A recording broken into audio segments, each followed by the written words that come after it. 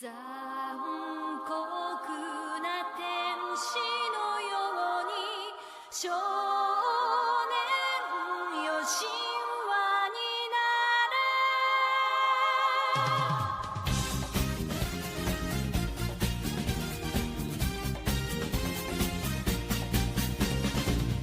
青い風が今胸のドアを叩いても私だけをただ見つめて微笑んでるあなたそっと触れるもの求めることに夢中で運命さえまだ知らない痛いけな瞳だけどいつか気づくでしょうその背中には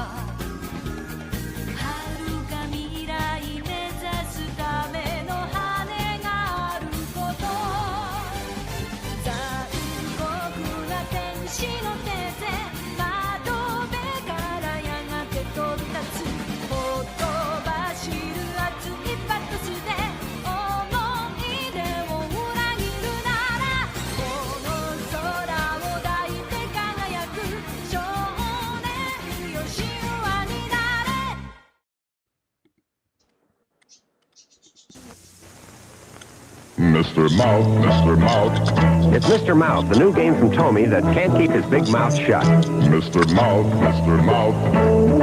Try to flip your chips into his mouth before he closes it. Mr. Mouth, Mr. Mouth. First one out of chips is the winner. Mr. Mouth, Mr. Mouth. Mr. Mouth, with batteries sold separately, just can't keep his big mouth shut. Mr. Mouth, by Tommy. If you get close enough to the Crowley house at night, you can still hear Victor Crowley. They say he's come back. He wanders the swamp at night, with that hatchet slash across his face.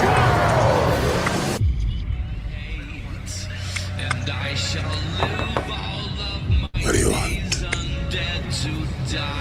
I don't do night tours anymore. After what happened. What happened? Oh, you don't want to know. If we don't get out of these woods right now, we're all gonna die. I wanna go home. I need you to go out and organize a group of hunters and fishermen. We're going on a little expedition. No matter how many bullets you took, you just kept getting back up and coming. Nobody's gonna be alive tomorrow. Apologies for the delay. We had a minor issue with our right engine. Hello? We need help. I'm no better than any of you. I don't think. Maybe we're all getting what we deserve. Easiest way to raise the stakes on a sequel, like what was the body count the first time? Okay, let's double it. Even if we're in a dark movie, serious things, we still have fun, we still laugh. I want my money back.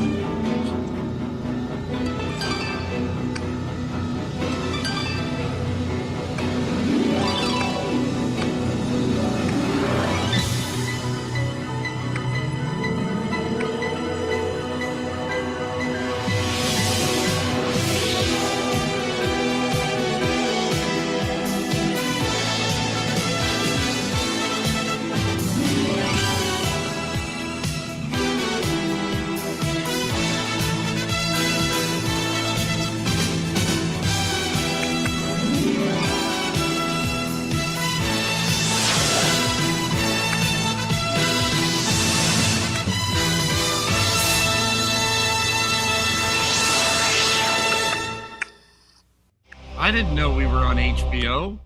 What the hell? Surprise.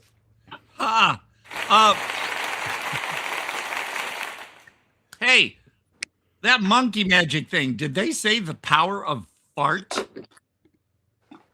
Probably. The power of... I doubt it. Maybe. It sounded like he said the power of fart. And I'm like, fart? What the hell? Listen, with that show, anything was possible, Todd. Well, monkey magic. Thanks a lot. And I'm going to have that song stuck in my head. And I'm going to shock everybody. I have not seen a single Hatchet film. What? It's got surprise. Hey, Suzy! What's up? Hey! We were just talking about since he showed that umbrella thing for the Hatchet collection, I have never seen a single Hatchet film. Really? And I have seen everything but that. I don't know. I think when the first Hatchet came out, I had heard some cliche things about it, so I thought, oh, I'm not interested. And then I didn't realize they had all these sequels. So now, it's a thing. And I have to say, as well-versed as I am, I have not seen a single Hatchet film. And like I said, think you need to have a movie marathon night, get some popcorn, get a little bourbon. And well, if somebody wants to buy me that box set. Well, when's your birthday? Maybe we'll all get together. It's in June. Actually, like you were talking about going to that convention thing. I would say, as far as Severin is concerned, by the way, everybody, this is the Todd Jaeger experience. In case nobody knew that. I'm Todd Quality Jaeger. Over here are that was you, Chris. I'm pointing to you. Keep pointing behind you, Todd. I don't know. I know. Why do I keep doing that? You're tell there. You tell us. Because of the way my camera is. There we go. My camera's sitting at an angle. So when anyway, so that's Chris. Whoa. That's Jack, obviously. And then am I pointing in the correct corner for hello, Suzy? Okay. It's opposite on my screen. If you're watching all the Hatchet films in one setting, you'll go through the entire bottle of bourbon. Well, I'm not much of a drinker. So I really don't drink. It's just alcohol I've never had a big taste for. So as I've joked before, so everybody, I'm gonna have some eyes go like this. I always say, give me this much wine and I'm ready to rest my legs on someone's shoulders. That's all there is. Well, then grab some wine and some popcorn and some really good shoulders and legs. Yeah. Just like, all right, I'm easy. But so I don't know. It's like next week, by the way, before I go back into the Hatchet thing, next Friday, May the 8th, at the Art Trap up in where Yucca Valley and Joshua Tree meet. Mike is screening Astral Plane Drifter.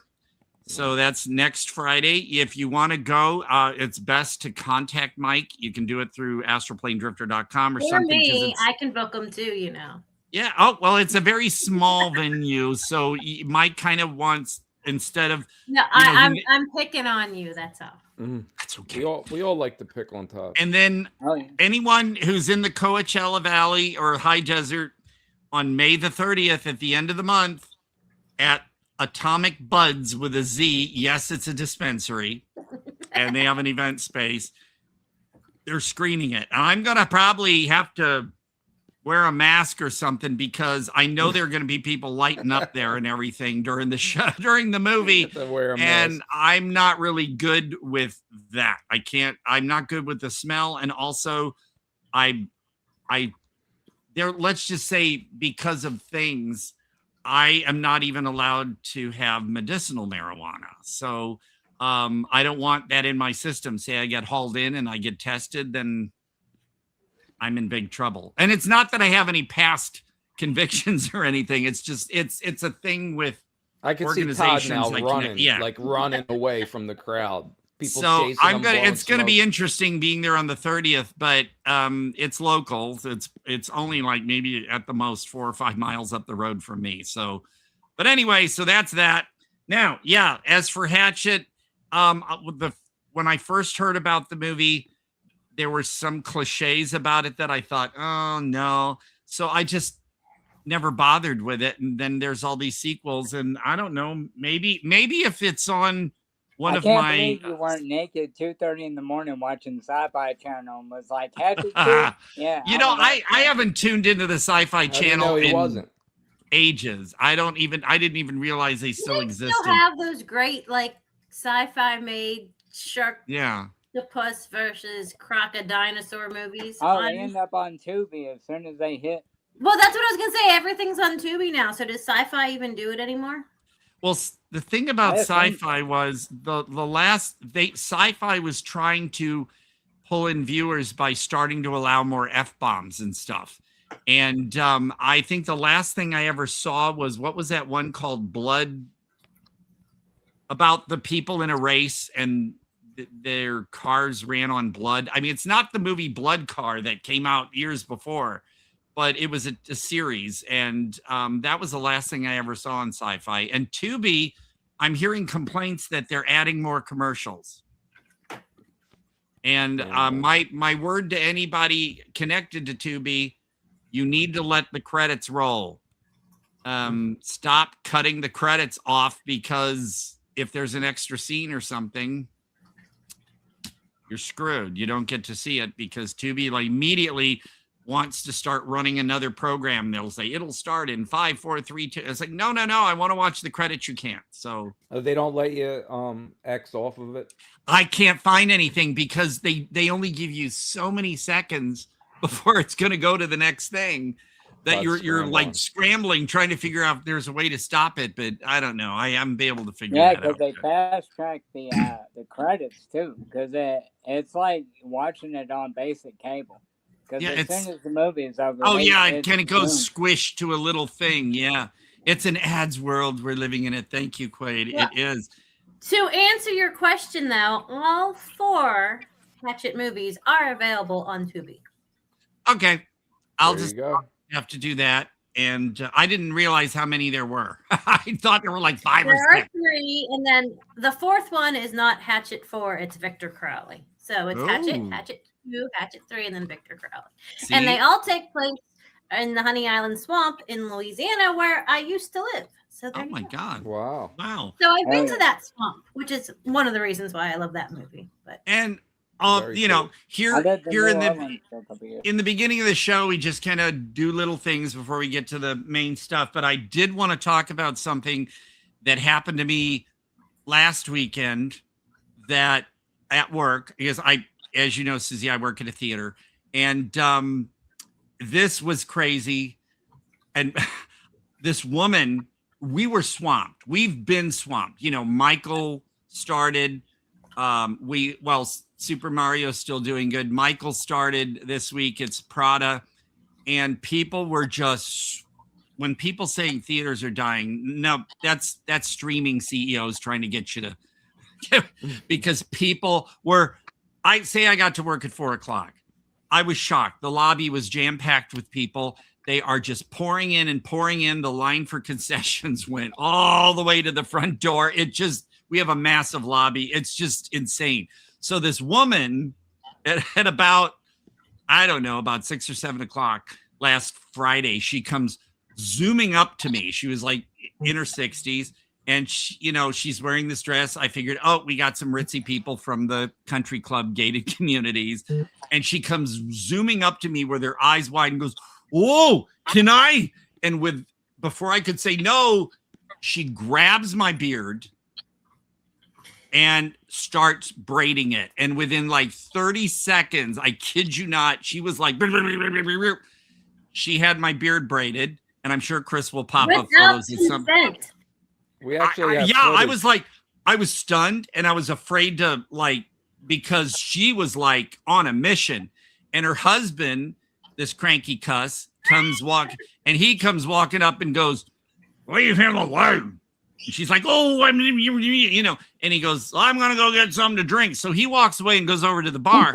And then she's like, okay, no. And I just, yeah. And then she goes, oh, is theater 2? Is that as big as the one we're going to be in? And she goes wandering off into theater 2. And then her husband comes and goes, where'd my wife go? And I said, well, I think she's went to theater 2. She may have gone to the bathroom. And he's like, oh, God fucking right. So he goes around the corner and goes down the hall. And then That's exactly what he said. Then she comes out and goes, where's my husband? And it's just like, he's on his way to the theater. And I was like, whoo, okay. So I, opened my drawer and I grabbed some Lifesaver gummies and I keep a stash.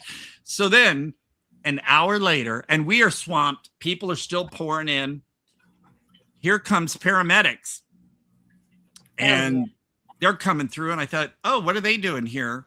And then here comes a gurney, largest goddamn gurney I've ever seen in my life. Just this huge thing, big as a Winnebago. And it's just, they're rolling it in. And I thought, oh, I guess somebody fell or somebody, And a few minutes later, who are they wheeling out? I see her heels sticking off the edge of the, it's her. And they're wheeling her past me and she's just kind of lying there. And then here comes the husband, not in a rush. And he comes up to me and goes, she's fucking high on mushrooms. And I went, oh, okay. Okay, here's the whole sentence. She's fucking high on mushrooms. Where do I get a refund? So I said, there's the braid she did on me. Yeah. I kid you not. I said, if you have your tickets on you, you need those, go to box office. So they are wheeling her out the door and he's like, he just wants his refund. He's in no rush. They're taking her away. I guess he's going to follow them or he's going to where they take her, so he can just get in his car and go where. And he just casually walks over to box office and I see him doing the thing. And then a manager came up to me shortly after that and said, he said she was on two margaritas as well. So mushrooms and margaritas. Drugs are bad, okay? That's Jack's next book. And then he had to tell his manager had to pull out the doll and he had to point where he touched her. And yeah. Oh, yeah. But that's what I kid you not, folks. This is all true. And so now all I have had stuck in my head is mushrooms and margaritas. I just keep thinking that could be a song or a book or even a movie. Or a movie. But, yeah, mushrooms and margaritas. And you'll have to pop up that creation you made of that, me holding a margarita with the thing. But anyway, so that's that. And what else we got going on? I wanted to mention too, because of the movies that are, okay. Well, I had it in the bag. Anyway, what it is this is the longest it's ever taken Todd to grab a movie. Grab them by the movie. I've got, I have ones ready, but so since people are coming to see Hokum, what I have ready to go, and I say, well, when you get home, and I'm surprised how many people said, oh, yes, I've seen that. The director's first movie was Caveat. So you want to see Caveat, definitely. It's on Shudder, and then also should be on Shudder, even because this is a Shudder, but then this is an IFC Shudder. The next film, Oddity. That's a great. So you want to check those out, and then to let people know what I'm excited. If you're familiar with called the peak of sci-fi was when they were playing reruns of the $6 Million Man and the Incredible Hulk. Yeah. I wish I would have, well, I can't predict, but I do have a tiny Hulk pinball machine Oh. Yeah, Right bought behind it you. from Radio Shack. Remember them?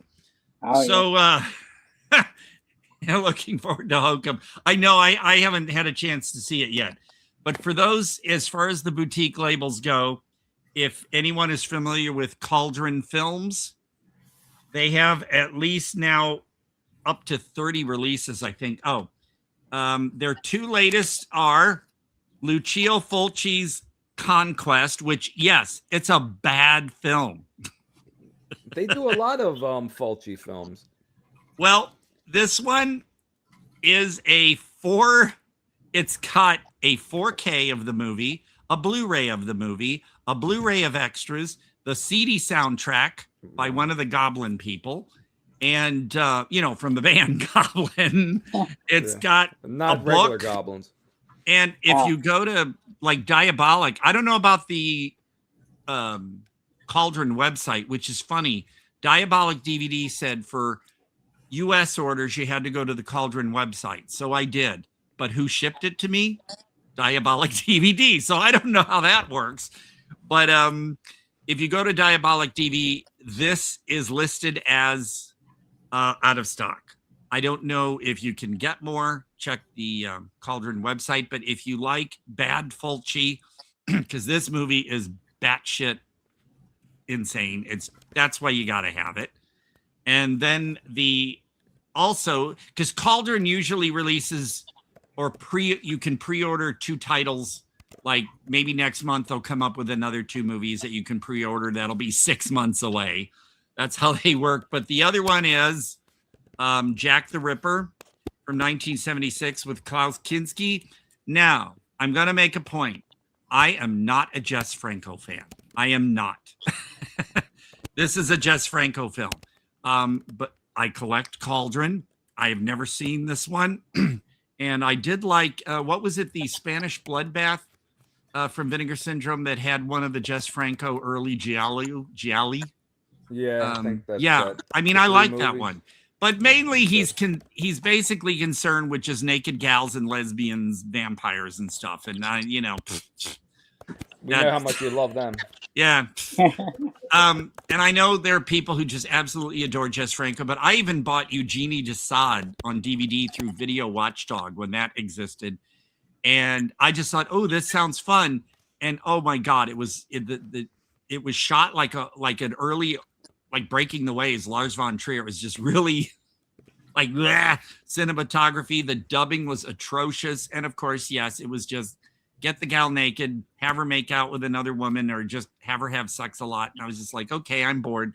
So, I'm not a Jess Franco fan, but, it's Klaus Kinski, for Christ's sakes. And it's Cauldron.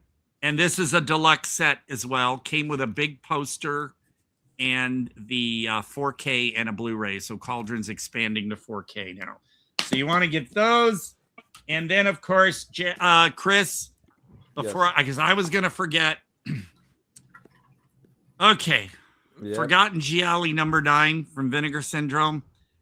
Mediocre at best. I'm going to say these were 90s Gialli. And, by the time the 90s came around, they just didn't have that flair and that zing that the 70s Gialli and the 60s Gialli had. These were more like erotic thrillers. And, Madness kind of meandered. Bougie Rossi, The Final Scoop, tried to be cruising for straight people, meaning it had the gay subplot, but then they threw in as many naked women and heterosexual sex scenes as they could to remind you, oh no, this is not a gay movie. So, and then we had Murder in Blue Light. Even though it's advertised as one. Yeah, I mean, of course I have it.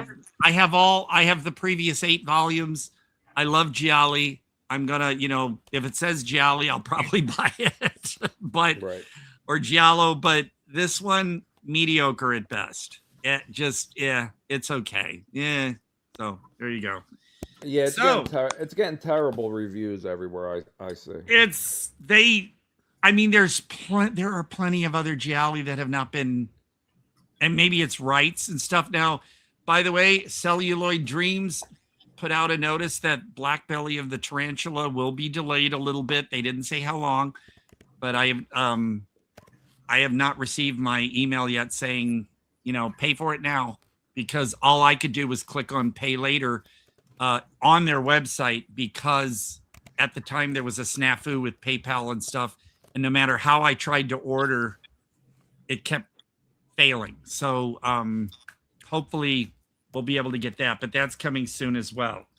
So speaking of Kane Hodder Hatchet, and I reviewed this movie for the Without Your Head podcast. If you look up the Todd Sampler on YouTube, Hayride to Hell, I did a review for that on video. But Dark Star, which is weird because they are Breaking Glass pictures, which Vinegar Syndrome partners with Breaking Glass. So why didn't Breaking Glass release this? I don't know. Dark Star did. But you can get a double feature of Hayride to Hell. In my review, I keep accidentally saying Highway to Hell, which is not the movie. That's difference. Isn't that an AC/DC song or something? So, isn't it also the movie with CJ Graham? There you go. So there you go, I Todd. just You're off the hook, though. I keep going, you know, Hayride to Hell, and and then it's paired with, and I was hoping to get to see this, and they put it as a double feature. Lynn Lowry in Halloween Feast. This one's, it's fun. Both of these are fun. Yes, they're low budget. They can be kind of silly, but these are so fun. I do recommend getting this double feature. I am not fond of the slipcover artwork. Come on. Hayride to Hell. Look at that. That's cheap. No. And then what's worse? Looks like a Pink Floyd album. Shades of Once and Future Smash. That's the image for a Halloween Feast. A blender with a finger in it and stuff. That's the thing for Once and Future Smash and End Zone 2. But anyway, I'm sorry. No offense to the artist who did this slipcover, but that this looks like something you would have found on a bootleg. Sorry, it's no good. I love the movies, love the release and slipcover. So we appreciate your honesty, Todd. If I were to have missed out on the slipcover for this, I kind of would not have been upset. But you know, even though I still want photo of Goya, the delirium photo of Goya. What's that? I can't pronounce that. Also, nobody else knows what you're talking about, Todd, besides me. Lamberto Bava's delirium photo of Goya. Yeah, that helps. So, what I've been having to do, Suzy, we're very informal here. You can talk about it. Just well, you've seen the show, you would know. But well, here it is. It's right there on the left. Do you see it, Todd? No, all I see is the Todd Jaeger Experience. What are you doing? Wait, you never noticed that before? What, the hand? No, the other side. Oh my God! I never saw that. And that's the one with the gnome's husband. No, it's not. Maybe, I don't know. Maybe I accidentally put That's the one where you put her husband on the, because of the big boobs thing. Oh my God. I never noticed that. Chris, you sly fox. I can't believe you did that. Oh, anyway. So lately what's been going on is Vinegar Syndrome. Some of their releases lately have been too mainstream. Like up for pre-order now is Explorers. You know, was that Joe Dante? I can't remember. But some of these really big Hollywood movies they're releasing, I'm not too big on. But I can't keep up with all their releases anyway. So I've been focusing on partner labels that I know will sell out quicker, like the Shutters or even some of the AGFA. And hey, Annabelle. Hello. So I don't know if everyone's seen Ty West's first film, The Roost. And I have the old DVD that was from, I think, CBS released it. Or what? Yeah, on Roost DVD. But you know, this slipcover is okay. On the back, it has what's his name, who played the first Manhunter, and he was in House of the Devil. Oh yeah, Noonan, Tom. Noonan. Yeah, Tom Noonan. I just That's watched him. House of the Devil last night. That's funny. He's awesome. What a great. Oh man. yeah. Well, he R.I.P. He just passed this year. That's a pretty good cover for he it did, there. right. Yeah. But The Roost is available through Glass Eye Picks through Vinegar Syndrome. I mean, that's Larry Fessenden's company. But yeah, I have the old DVD, but this has new stuff on it. And honestly, as kind of laid back as this movie really is, it's fun. I'm glad I have it. And I the missed other out a little bit, so I don't know if I already missed you talking about what that movie is. If you've already talked about it, you don't have to go. What, The Roost? Yeah. No, you joined in before I talked about it. Oh. I was about to, but then you joined in, so I didn't say anything yet. The other one of note is, what's her name? God damn it, the type is so small. I guess they don't think people are going to read them. David Cronenberg's daughter.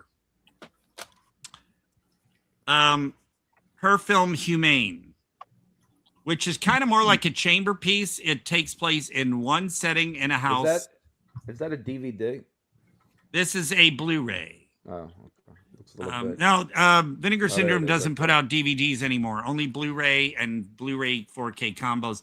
This is Cronenberg's daughter's new movie. It's interesting. It's very Cronenberg. I'd say it's worth a watch. It's nothing spectacular, but it's worth a watch. And the other new one, I do not like this slipcover either. And this one's on Shudder. Grafted. Oh. It's a very much a body horror. It's in English, in Japanese, or English and I think Chinese.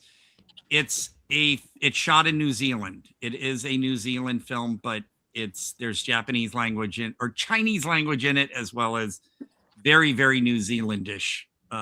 It's pretty cool. It kind of, people have compared it to Substance. But is it pre-Substance? It's what? Is it pre-Substance? This one is 2024, so I don't think so. It might have been about the same time, actually. But the thing is, this slipcover is all right. Oh. That's the back cover. But this front cover... It looks like one of those Ghana, the guy from was it Ghana or Guyana or Africa? Yeah. He makes all those really violent No, I know, but this did he make that? No, he didn't. They but it's almost as bad as this. It's like, come on, man. We're paying lots of money for these, and you pay extra for the slipcover, and then you get that. Like somebody drew it. I know whoever did the artworks and Vinegar Syndrome, they're going to be like, "Fuck you, Todd." I kind of like it. Yeah. I don't. Yeah. It makes the movie look more wacky than it is. The other one I will say is of interest, and this was the first Netherlands horror slasher ever shot. It's called Intensive Care, and it touts that it stars George Kennedy because they wanted a main star. Let me see here if I got the original artwork. Oh yeah, this is when it went right out on DVD. That was the cover for that, but or VHS. But it's ridiculous, and the dubbing is ridiculous, and it's ridiculous, but I gotta say, but you love it.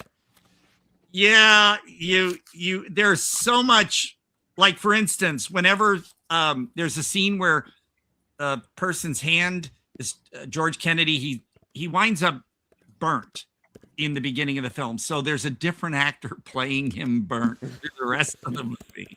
And when a hand is reaching through the door, she grabs one of those drill guns with the drill bit, and she can't turn it on, but she's trying to poke his hand with it. And what do you hear each time the tip hits the hand? You ever watch kung fu movies and it's yes. You're hearing I'm Never. like, that's not the sound you get when you. So it's that kind of movie. What is the sound you would get if it was real? You just get squishy skin or no sound at all. Like when a couple kisses in it, it's like, you're just like, no.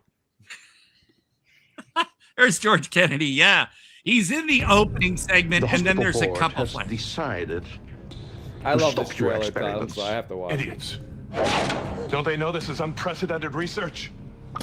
It's final. You don't have the proper qualifications. You are a general surgeon and not a neurologist. Bullshit! My studies have proved beyond a doubt that brain functions in prolonged comatose patients are so depressed that only shock therapy can cause the patient to snap out of it. You don't care about the lives it costs. Oh? Mom, I have an early shift tomorrow. You know that. Amy's home alone, too. Amy has a boyfriend, Ma. There they are.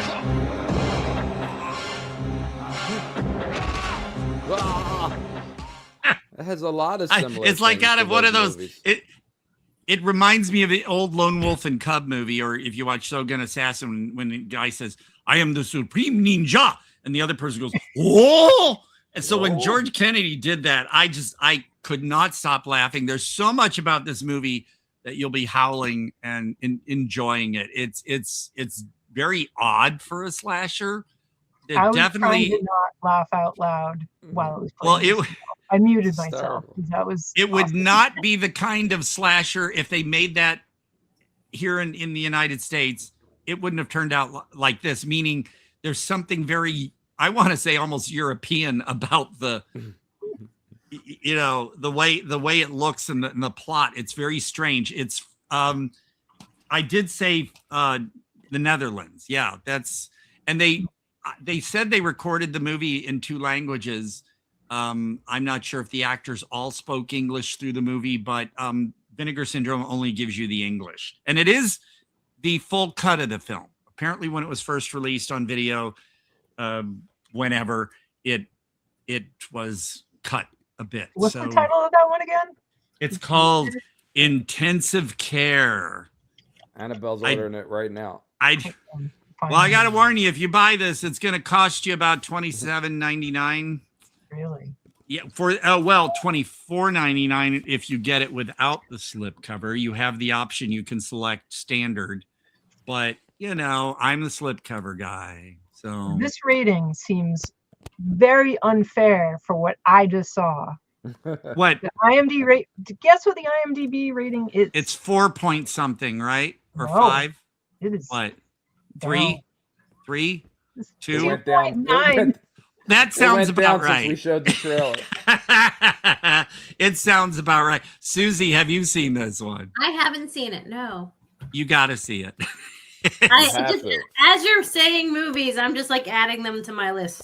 Oh, okay. Well, that's part of what I do as well. The only other one from Vinegar Syndrome that I have not really caught up with yet, and I was not too thrilled with the Joe Dante back decades ago put together a 5-hour thing of just clips from movies and stuff, and I got a little tired of it about halfway through.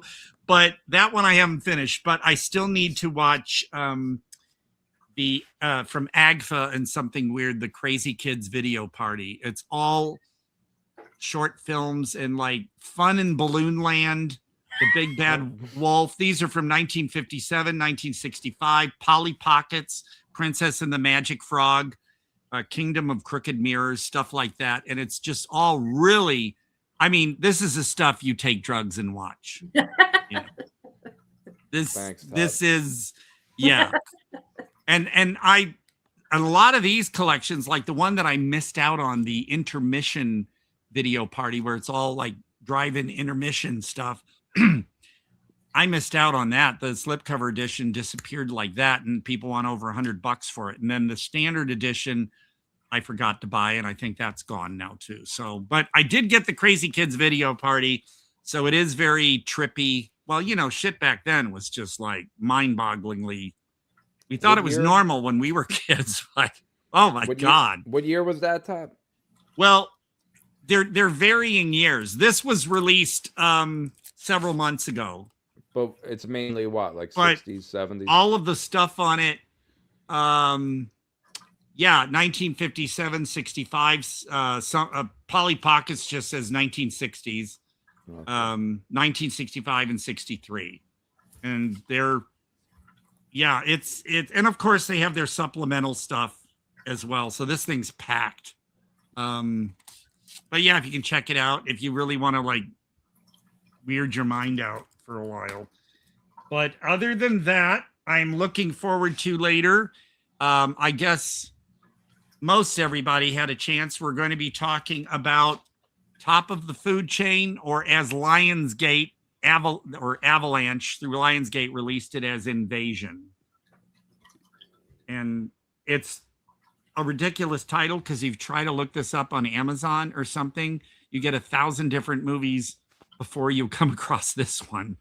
So, but if you go on YouTube right now, somebody posted it for free as Top of the Food Chain. Just type in Top of the Food Chain full movie. It'll say no commentary. I don't know why it says no. Yeah, it's I don't know why it says no commentary, because this is like, this has the movie and the trailer, and it's Lionsgate has never given it another run, and this is one of those pan and scan things. It's, you know, it's like, come on, Lionsgate. Oh, Susie, I don't know if you know, I've had this. I mean, I like Lionsgate movies, but I have a real problem with them lately because the Vestron Collector series on Blu-rays, a good 80% of the releases on that label are not Vestron movies. They're just old Lionsgate, Artisan, and Trimark movies. Like the latest one they released is Dazed and Confused. Before that, they released May. It's like, those aren't Vestron. So anyway, this is Lionsgate Avalanche, but come on, we need a nice widescreen. But watch it while you can. We'll be discussing that one. And hello, Jason. Hello. Hello. How you guys doing?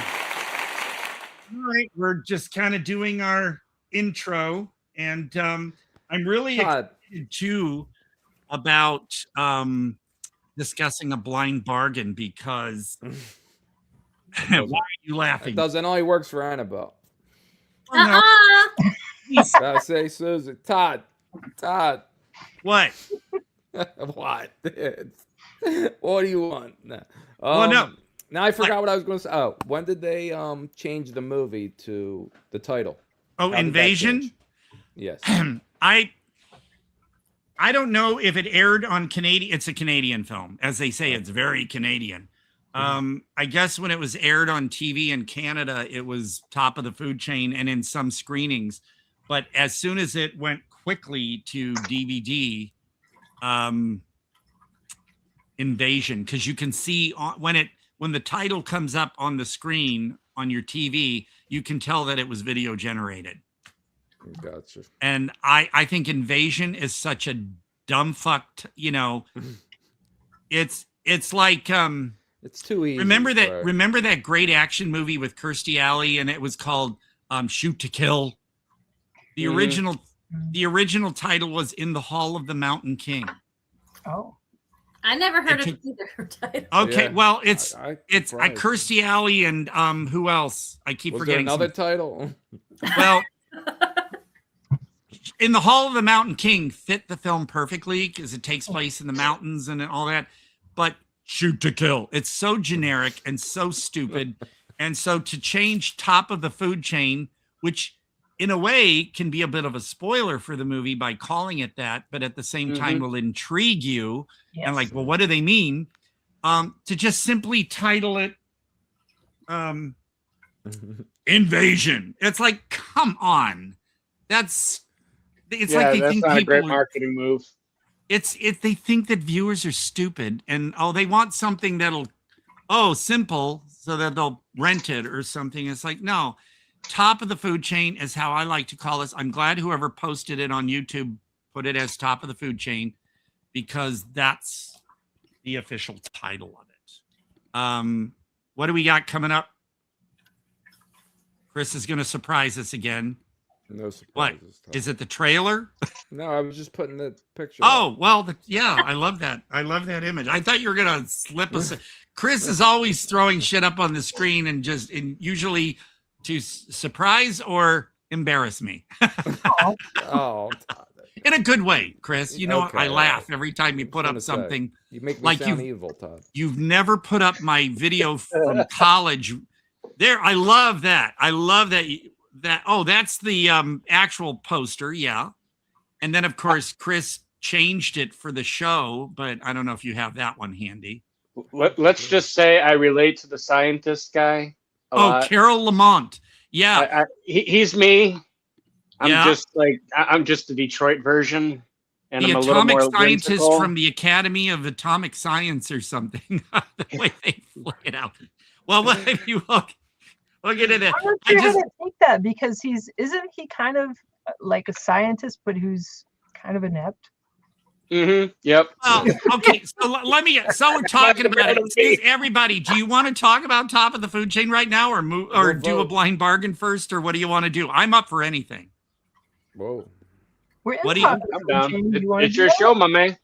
Okay, well, like I said, Suzy, I don't know if you have to get somewhere soon or anything, but you stay on as long as you want. So if you want to talk about Top of the Food Chain now, we can. the food chain first because I think Jed can't jump in till later. So. Okay, no, that's good. That's good. All right. Well, yes. Do you have the trailer for Top of the Food Chain, Chris? I do. I think. Okay, let's watch that. It'll probably say Invasion as the title, but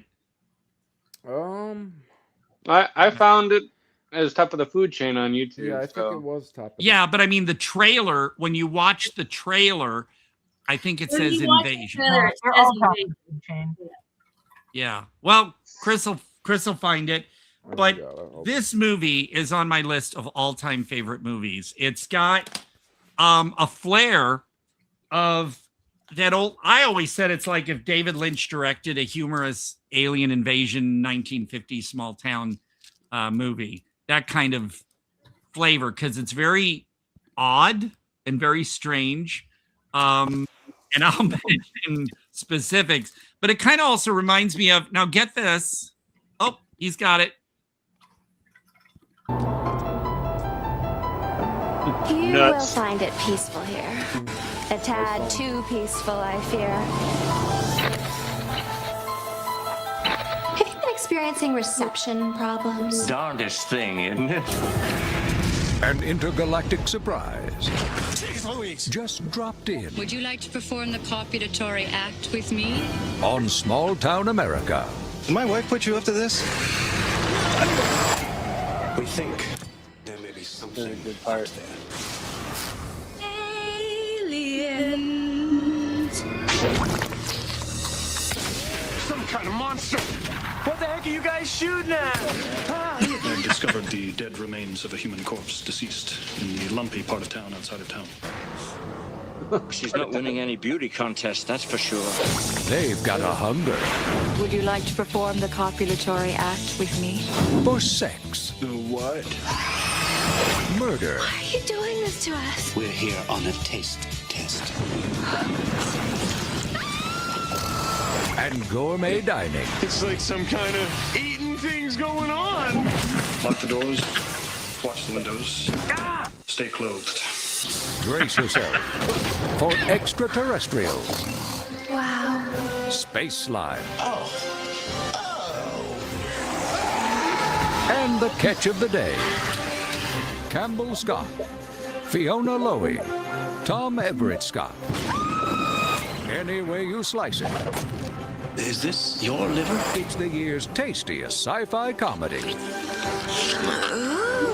Invasion.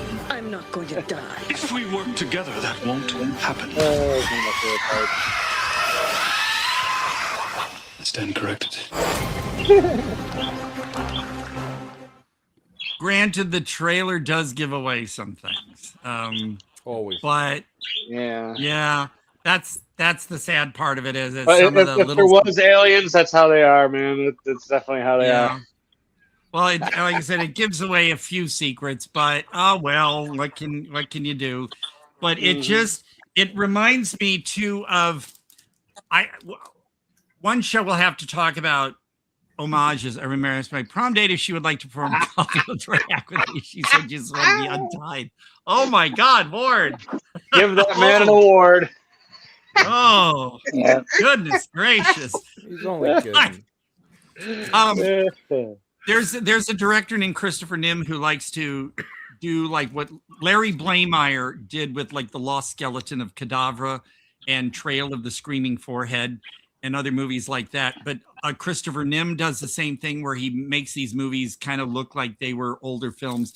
Now, Top of the Food Chain doesn't really try to make it look like an old film. It just a loving nod to those. Because you also then have movies like this is what's interesting too is like for instance, Stomp, Shout, Scream. If you've ever seen that, don't get the DVD. It's non-anamorphic. The Blu-ray is. I haven't bought the Blu-ray yet, but I got this from the director, Scott Sloan. I'm sorry, Scott Sloan. I will say, oh, I'm sorry. Here, keep that on. Stomp, Shout, Scream. Like I said, get the Blu-ray instead. It's probably streaming. This is the soundtrack, and then Scott Sloan, who directed this, is the main director for. There you go. Astral Plane Drifter. Now, he directed, I'd say a good 89 out of 90% of it. Mike had to do other stuff. So even though it's credited to Scott Sloan, it's still a Mike movie. So, but anyway, so Stomp, Shout, Scream kind of is, in a way, kind of reminds me of stuff like, Top of the Food Chain. So I'd say check that one out. And then, so as far as this one goes, okay, yes. Mm-hmm. You know how they try to make.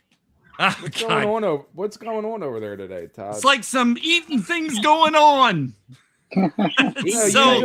Usually your movies are right there. They're right here. I just had to reach a little further. Today, I know. He had to rush out the pool boy early.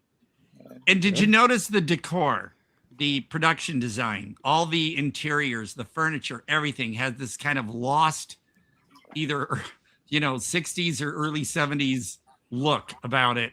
And even the TVs, they were all, the little old TVs. Well, I love that detail. I loved how they didn't really show the monster that much until like the very end. Right. Like, they kind of like awarded the viewer for like continuing to watch. And like a lot of filmmakers forget how powerful it is to not show what's going on or what's the actual creature. You have to make the audience think that they're not even going to see it. It's even better because then when you reward them, it's Oh yeah, the movie does a lot right, and like this scene here, there are little subtleties that you can kind of miss them. Like this one will have you laughing right here because when they're in that store, and she says, "Shall we go back to the motel together?" Because that's where he's checked in. He says, "I'll follow you," and she goes, she says, "I'm walking." He goes, "I'll drive slowly." So instead of having her get in the car with him, they're walking down the street talking to each other. She's walking and he's driving. It's like makes no sense, but that's the beauty of it. I love those little details. Also, that when I'm speaking of the store. I got to mention the store. When you first see Dr. Carol Lamont, he's looking at a magazine. Did you notice some of the magazines on the rack? The one he's looking at was called the Pig's Ass. Pig Parliament. It's XXX, and it says Pig Parliament. And below the image of the pig's butt, it says "Toys for Your Animals," and then there's a picture of a whip. And then the price of the magazine is $6.99. And if you listen carefully, when she walks and before she bumps into him, you hear Carol. He's looking at the magazine, and you just hear him saying to himself, $6.99. He said, I think he says not a bad price or something. Yeah. And then right next to Pig, and there were 2 copies of Pig Parliament because he put it down in front of that, but then sitting next to Pig Parliament was Best Friend, Man's Best Friend or something, and it was dogs. So, you know, you have to watch carefully in a lot of stuff. That was right before then they're walking home together, the magazine, that kind of detail. But I love the interiors also. If you're a fan of Annabelle, she did Viva and The Love Witch, and painstaking detail to like 60s, early 70s decor, clothing, fashion. This Top of the Food Chain. Well, this came after Top of the Food Chain. So, but I love when filmmakers go for those details. It also, besides the Christopher Nim stuff, which I'll talk about on another show, I'll set this one aside for our blind bargain. But for instance, Larry Blaymeyer, there's Fiona Lowy. She's so fun. She steals this movie with her little looks and expressions, and the song about aliens. It's amazing. But she, she really does steal the show. She's brilliant. I mean, everybody's really great in this. You can tell they were having a good time making this one. But the style also kind of reminds me, although this one is definitely supposedly set like in the 50s or 60s, it reminds me of the works of Larry Blaymeyer, like right here. Oh, there they are. Everybody's so perfect in this. There's Officer Gale, and there's Kim, and there's Guy Fawkes and Sandy Fox. And Officer I think Gale's little dance as he's going. I don't know how they got through this movie. Like when Gale's doing that song and Dan's walking up to the house. How many takes did it take to do that? Because I would not have been able to get through it. I would have been laughing so hard. Well, you know, and also when I had the capability, I took the sound. I used to have my player hooked up to a thing in my stereo system, so I could get sound bites and like if I liked a song at the end credits and it was not available, so I just get it off the movie. But I have the segment of him singing his little song, and I also have the segment where she's singing about aliens, and then there's a song over the end credits as well that I just got all those because they're just so brilliant. The Officer Gale song is iconic. It's just, see, I can't understand why this movie has not had more exposure or to get people caught on to it, because there's so much in this movie that's quotable and just images and everything. And we'll get into the thing about names in a bit too, but like, for instance, the style the bumpy part of town outside of town. The hilly, I love that so much. I wrote. They started off with the lumpy, bumpy part of town outside of town, but then later he says the hilly, lumpy, bumpy part of town outside of town. And also, I caught that was like a little play they were doing for everybody, man. I was like, well, look at the locations. She said that when locations. the nut factory, which was their main income, when it shut down, she said everything went to left hemisphere. It's a town, and the towns that the so-called vacuum salesman, who you may recognize from the TV series Lex and other stuff, he mentions that his territories were Bladdertown, left hemisphere, Dunk, right hemisphere, Walkadagathon, New Imbroglio, and Fetus. Those are the name of towns. I just you have to play it back because you can't believe what you just heard. And then she says that Exceptional Vista is located in the western central northeast. So, Dr. Carol Lamont has as Guy Fawkes said, a he-she thing. It's like a mannequin with breasts, but it's Dr. Lamont's face on the head with the glasses and the beard. There are still, and that's the banjo salesman, supposedly. When she walks, her look on her face is sort of like, but then she just walks away like it was nobody. They never. Nobody questions it. Nobody questions it. That's what's great about this movie too. People are like, well, there's not enough there he is. There's not enough backstory. You don't need that in this movie. You don't question what you see. You just leave it there. And some thought it was a blow-up doll. No, it's not. It's a mannequin. Because you can see where the arms connect when you see the full thing. But it's there, and they never explain it.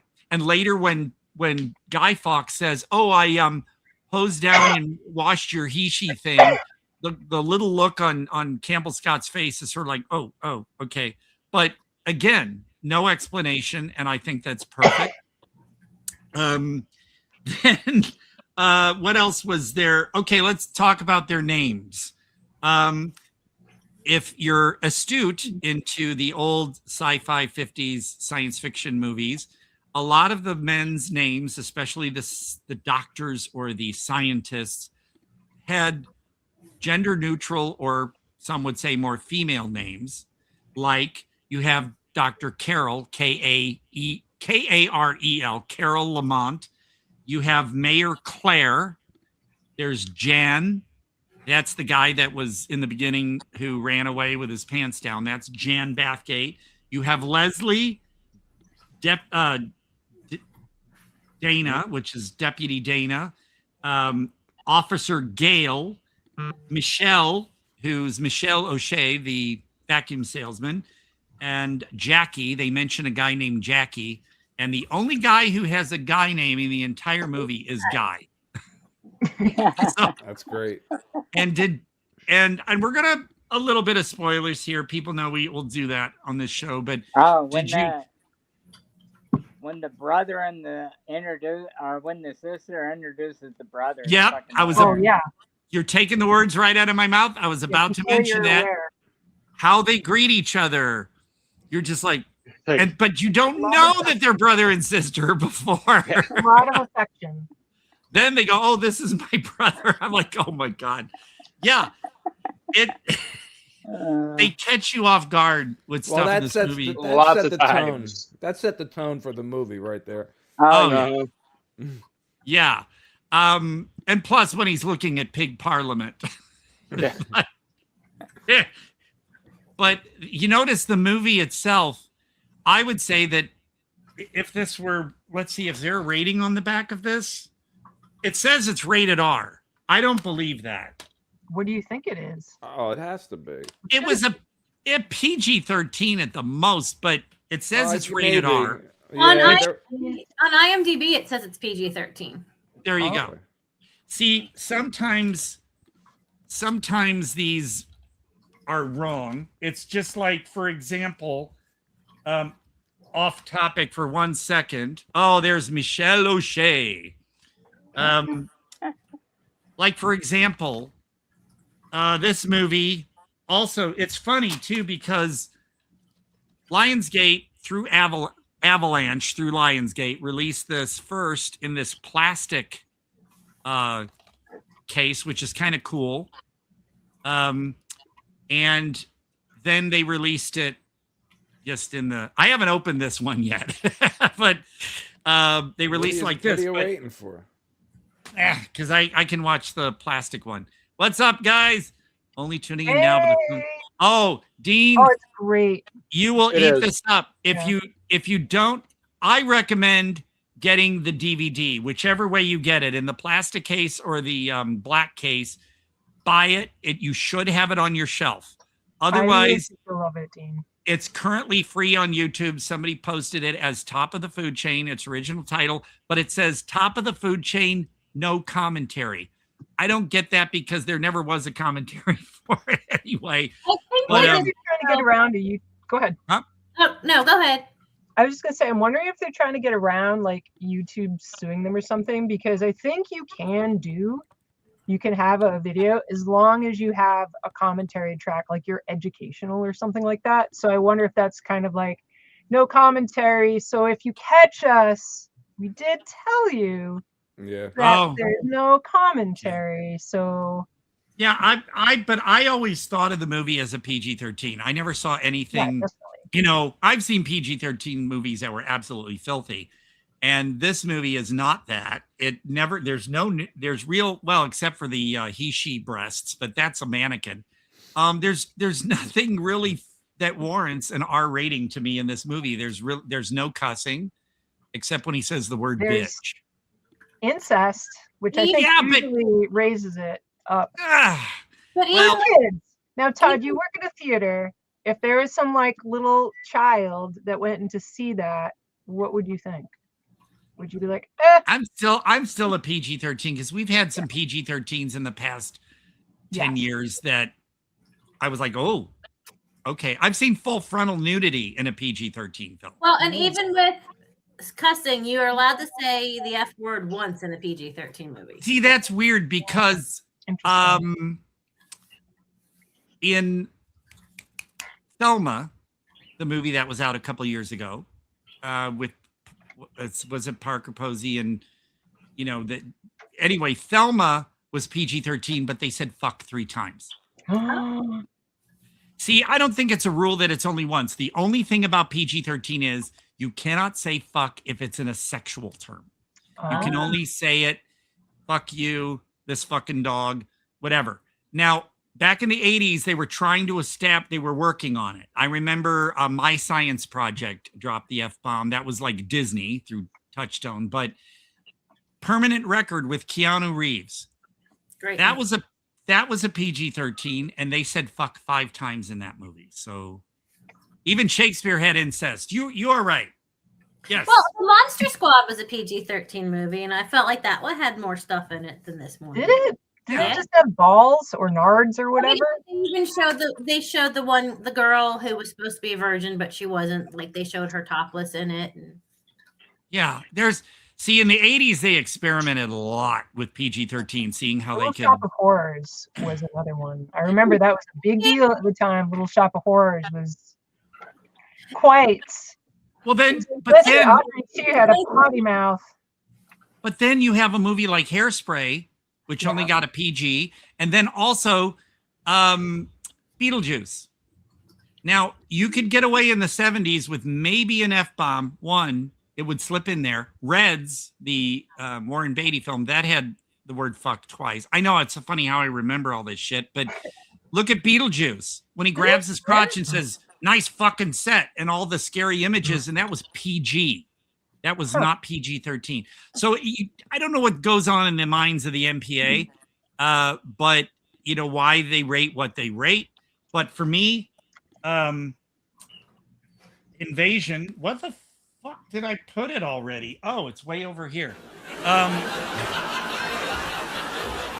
Done showing, I put it further away. Honestly, folks, this is, for me, it's a PG-13 tops. Honestly, if this movie was released in the 70s and early 80s, it would have been a PG. Definitely. That's true.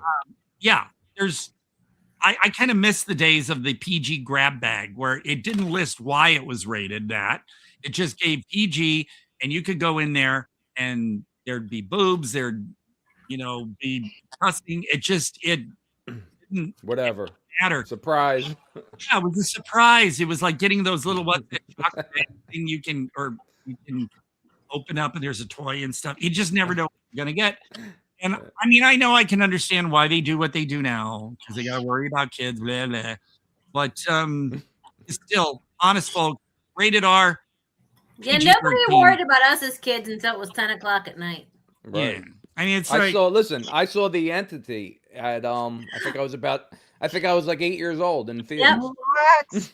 Well, that was rated R. That still freaks me out because I think the squeezy boobs. Yeah. Listen, the older kids up my street, which were probably like 14 at the time, smoked a joint. Our parents were all having coffee together. They said, "Oh, don't worry, we'll take them to see a movie." They took me. They smoked a joint, and we went and watched The Entity. I was 8 years old, so I got to see my first ghost, scene. There's been another movie that copied that scene later. I keep forgetting what it was, but also speaking of mislabeled ratings and stuff, because MGM DVD in the early years would make mistakes of putting the full director's cut out on a DVD and then accidentally have, like, they released Swamp Thing and it was the European cut with the extra boobs, and they had a PG on the box. And you know, they used to, MPA ruined the slasher genre with the later sequels. Yeah. 13. Yeah. Well, look at, okay. Right. Like Friday Especially the 13th. those movies. Like their movies like Friday the 13th, Texas You Chainsaw go for the Massacre. kills. Like you're killing, right. You're like ruining the best part of the movie. I mean, And I for a want couple seconds. story in kills, not just Terrifier Well, murders. But There's not like a both. You could have mystery both. about Texas Chainsaw Massacre. There's no mystery to that. It's like people are going it. They're going Right. to it for a reason. Yeah. well, It's not just that's why that. they had to release part 2 unrated, because they didn't want to shred it down. But like the one that got me, like, I was all excited. I remember me and a friend, we ran to the theater when Friday the 13th part 2 came out, because we would read Fangoria, and Fangoria back then did not get screeners nor see the films before they did their articles. They would just get the photos.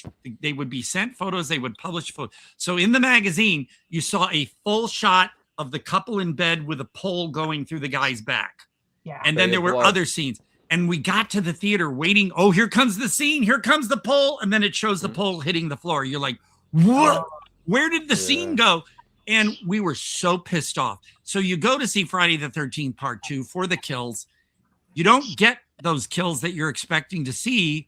So basically they had extra nudity in that one. So you, I guess, be distracted and forget that you're not getting the gore you want. But I was pissed off. And what's really weird is at the same time part 2 came out, The Burning came out. And I swear the version of The Burning I saw in the theater was uncut, because I remember clearly when the guy's fingers got cut off, you saw the whole thing. But apparently they're saying, oh, it was cut by the MPA. And then when through Amazon itself released through MGM VHS of The Burning unrated. And to me, I didn't notice much of a difference. I could be wrong, but I saw more. We were happy with The Burning because we got everything we expected. Whereas Friday the 13th part 2 was just there. And I know people love that movie. I don't. I don't like any of those sequels. But yeah, when you expect something and it's not there, yeah, The Burning. And some would say, but Todd, there's lots of naked gals in The Burning. Well, there's a naked guy too and stuff like that. Isn't that the one with Jason Alexander? Yes. Jason Alexander and Holly Hunter. Yeah. Oh. And I think was it Lawrence Fishburne who played the orderly in the hospital? Really? No. Might have been. That was Nightmare on Elm Street. Oh, okay. Well, you're right. Thank you. Yeah. But yeah, Holly Hunter and Jason Alexander. There you go. There's a good finger cut scene. But and someone say, because that one gal was being chased through the woods naked for I don't know. But to me, that was less offensive than the gal running around for 10 minutes in the My Bloody Valentine remake. But the Burning Fisher is Stevens. a Burning. Oh, Fisher Stevens. That's right. Yes. The Burning is just, it knows what it is. It gives you all of that. Well, that scene right there, that scene is probably one of the best scenes in any slasher film. Probably one of the best kills. It happens so quickly. It's so intense. Like, yeah, it's just probably Savini's best. But it's, and Savini passed up Friday the 13th part 2 to work on this one. Wow. Yeah. So it was like his baby at the time. Yeah, so folks, despite what you hear me bitching about sometimes, I love The Burning. I have to go back though to Top of the Food Chain for 2 minutes for two things just before I lose my train of thought. To go to what Annabelle said, because I thought it was funny. She mentioned Little Shop. When I was watching, I only just watched Top of the Food Chain this weekend. Yeah, I watched it this morning. Yeah. Okay, so but when I was watching at the very end, we were saying, "Oh, this gives us Little Shop of Horror feels like the 1980s." There you go. Yeah. So it really did give me like that same vibe. And Yeah, I see that. I see that. And honestly, which version of Little Shop, the theatrical or the director's cut, do you prefer? I kind of like the grim ending. I prefer grim endings. I like Yes. grim endings, but this one made me think of the cheesy. Yeah. movie. Well, also But about also- Little Shop. Oh, no, About go ahead. Little. Oh, I'm sorry. I'm just like you're. Also about Little Shop, the theatrical cut. After they sing "Suddenly Seymour," it's Jim Belushi going, "All right, kids, da da da." But in the director's cut, it's Paul Dooley, who is Bill Whedon's friend, by the way. Bill Whedon sent me a photo of Paul Dooley and him eating at a Carl's Jr. together. But no, I was like, and it's never been answered why Paul Dooley was replaced with Jim Belushi. It didn't make. I mean, I'm not knocking Jim Belushi. I'm just saying, why did they replace Paul Dooley? That really, I was sad because when I finally saw the director's cut, I was like, whoa, wait a minute, that's a different guy. So anyway, but top of the food chain, I do see what you mean as far as Little Shop vibes. Yeah. But as far as the ending of Little Shop, though, I think I've seen is there 2 or 3 different movie versions? But then every time I've seen it live on stage, so I've seen it I've seen 7 different endings to that to Little Shop. Oh, wow. Wow. How does the original 60s film end? I would be lying if I said I remembered which ending was what, because my brain is mush. But there's one where do you remember how the 60s one ends? I'm calling in reinforcements. Wow. But there's one where they all die like differently. And you just see, her eat everyone. And then you see the one where, and I forget which one was live and which one was the movie, but then where you have all the little babies that just take over the shop and eat them. So yeah, I don't know. I'd have to go back. I have it on DVD. I have to go back. I think some people hated the director's cut because Ellen Green got eaten. Well, everybody got eaten. Yeah, and then I'm disturbed though. I like the grim endings where I think it's more true to form, having the ending grim as it was. And then also there was in the early 70s, those Herb Friedman something weird video released all of them.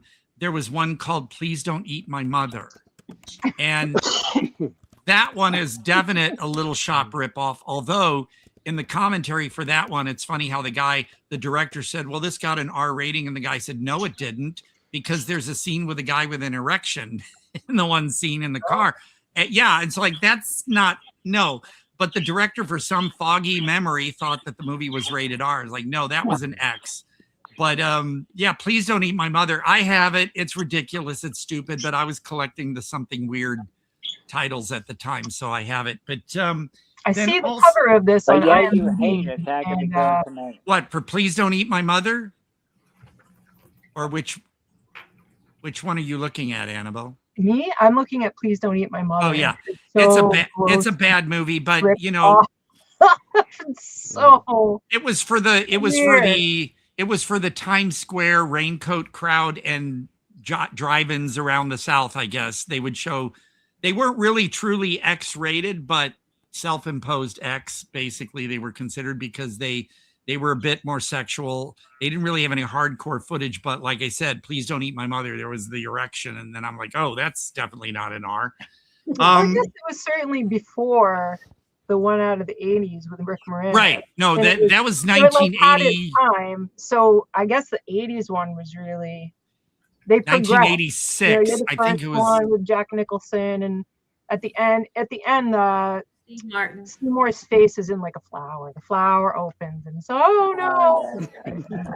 Well, it's and this one, it got a 3.7 on IMDb. That's higher than I expected for Please Don't Eat My Mother. That's 619 people rated it, and so they probably very much the feels. I'm sorry, what? Go ahead.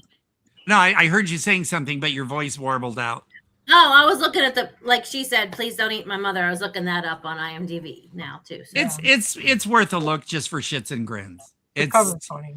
Yeah, it's definitely a Little Shop ripoff, and check it out you can see how people just love to cash in on and stuff like that, and it's ridiculous. It's stupid, but it's not a total waste of your time. So, there's a way they describe the plant in this tiny little line that I think is really funny that they felt important to include.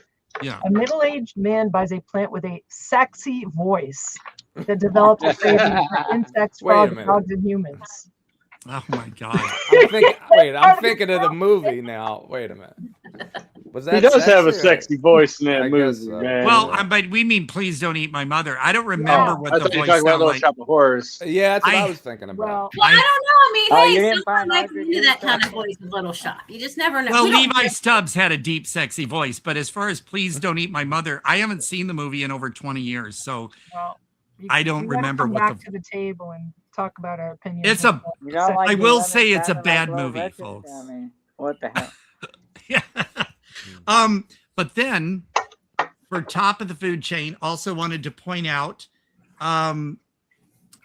did you notice Mayor Claire always had some kind of biblical reference when he was exclaiming something? He would say, by the beheaded John the Baptist, will you stop that? And then another scene, he said something about in the heart of Jesus. I couldn't hear it because the noise in the scene, but then he goes, Jesus in Lazarus' tomb, you don't say. It's just, he always, throughout the whole movie, he would do that. And then, kind of like Elmer and Brain Damage, Sexy Tomb. Yes, he did. Well, actually, the voice of Aylmer was a famous person and went credited as something else. I forget who that you can Google Todd, it. Who was the Todd? You should have did the voice. I could see you. I should have done the voice. Yes, I can. Well, hey, I was much younger. My voice would have been a little higher. I don't think it would have worked. But and did you notice too the scene where Dr.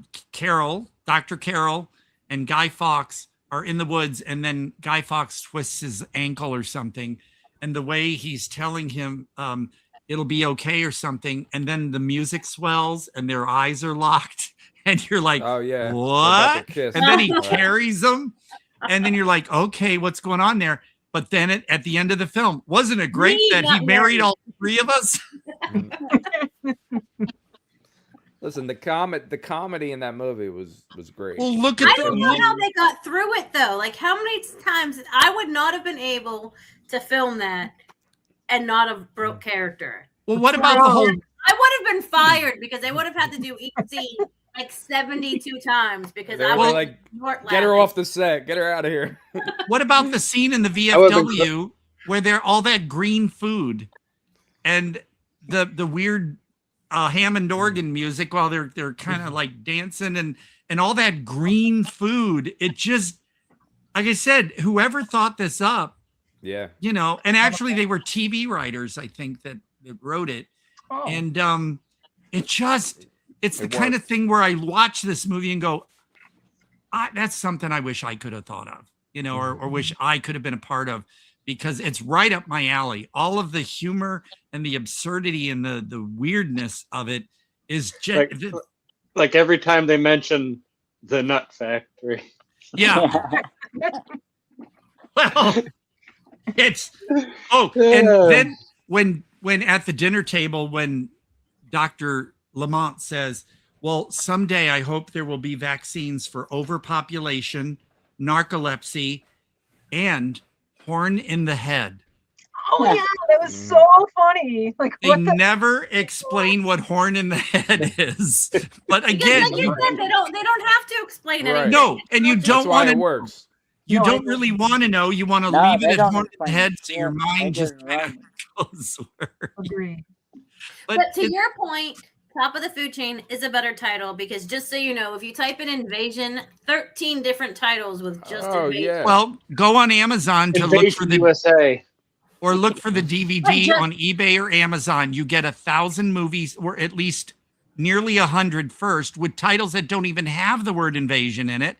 And then you keep going, and eventually you run across it. And that's not right. There's literally 13 There's a that graphic just novel say too, Invasion. Silent Invasion. Yeah. I thought it was about There that. was the Sean Cassidy TV series Invasion, and you get all these others. But And then you get all the movies that say Invasion, da da da da da da da. Right. So what I tell people is, like at work, when I recommend it to people, I say, if you look it up to buy or something, type in Invasion Campbell Scott. That will get it to you quicker because of Campbell Scott's name being a star. That you'll find it quicker. But otherwise, yeah, top of the food chain is a little bit of a spoiler. Although that doesn't come until later in the movie, and then you're like, oh, I get it. But it is the better title. Invasion is too generic. It's too stupid. I hate when suits or marketing people go, well, we know what's best. We're gonna do that, and they totally, and look at this movie. So many people, most people don't know about it. I've never heard, and if you read the comments like on YouTube and stuff, people are excited that they discovered this. Or I was a kid when it almost feels like one of those movies where it's like the Mandela effect. Like, I don't remember seeing this movie when I was a kid. Like, and I would spend hours in the movie stores, man. Hours. Yeah. My grandpa would be begging me to go home because I'd be spending so long just trying to pick out movies for the weekend, you know? That was your I'd be watching everything. Yeah. Now you didn't even have to spend Friday night watching a movie. You just hung out at the video store. It was great. Yeah. And I mean, I admit when I was working at a hotel in downtown St. Louis, and it was a joke, I was pissed off. They treated me poorly, so I was looking for a different job. And Blockbuster came into existence. It was the largest store in the Midwest. It was the first one in St. Louis, and it was massive. And I worked there, and I only worked there for a year because I hated their policies. They didn't want me. This was St. Louis, okay, 1986. They did not want me to have my earring. They did not want me to have my long hair, so I disguised it. I hid it behind my shirt and with a thing.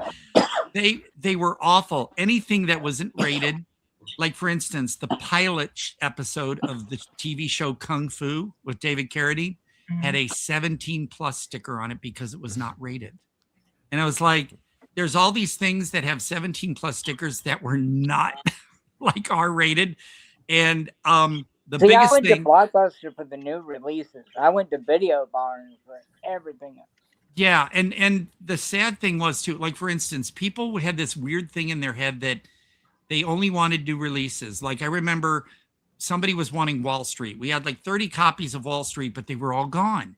And this person like, I want Wall Street. And then finally, once we took it off the new release shelf and there were many copies, I told the person, oh, we have Wall Street. Oh, well, it's not on the new release shelf now. I said, but you haven't seen it. It's new to you. Oh, well, it's not a new release. It's like people were like so fucked up in their thinking and not allowed to look at Kenny Loggins working. Okay. Yeah. He had to wear a bag over his head. Yeah. But no, the thing is I then what really kind of one of the straws that broke the camel's back for me was a local rep for Blockbuster went on the local news in St. Louis and announced, we are a family store. We will not be carrying Last Temptation of Christ. That was the whole point of the news thing, was just to mention that. And I was like, you asshole. And so I was like, something's very wrong about this. I only worked at Blockbuster for a year. All of that happened within a year. Movies either. No, really? Actually, they had Forbidden Zone, which, the Oingo Boingo movie. And here's the thing. Here's what I told everybody. It's funny that guy said, we're a family store. We're not going to carry Last Temptation of Christ. But my store had the largest selection of women in prison with lesbian tendencies movies that you never could imagine. A guy came up behind the curtain. No, these were on the shelves. Really? Ours were behind curtains. No, these weren't the pornos.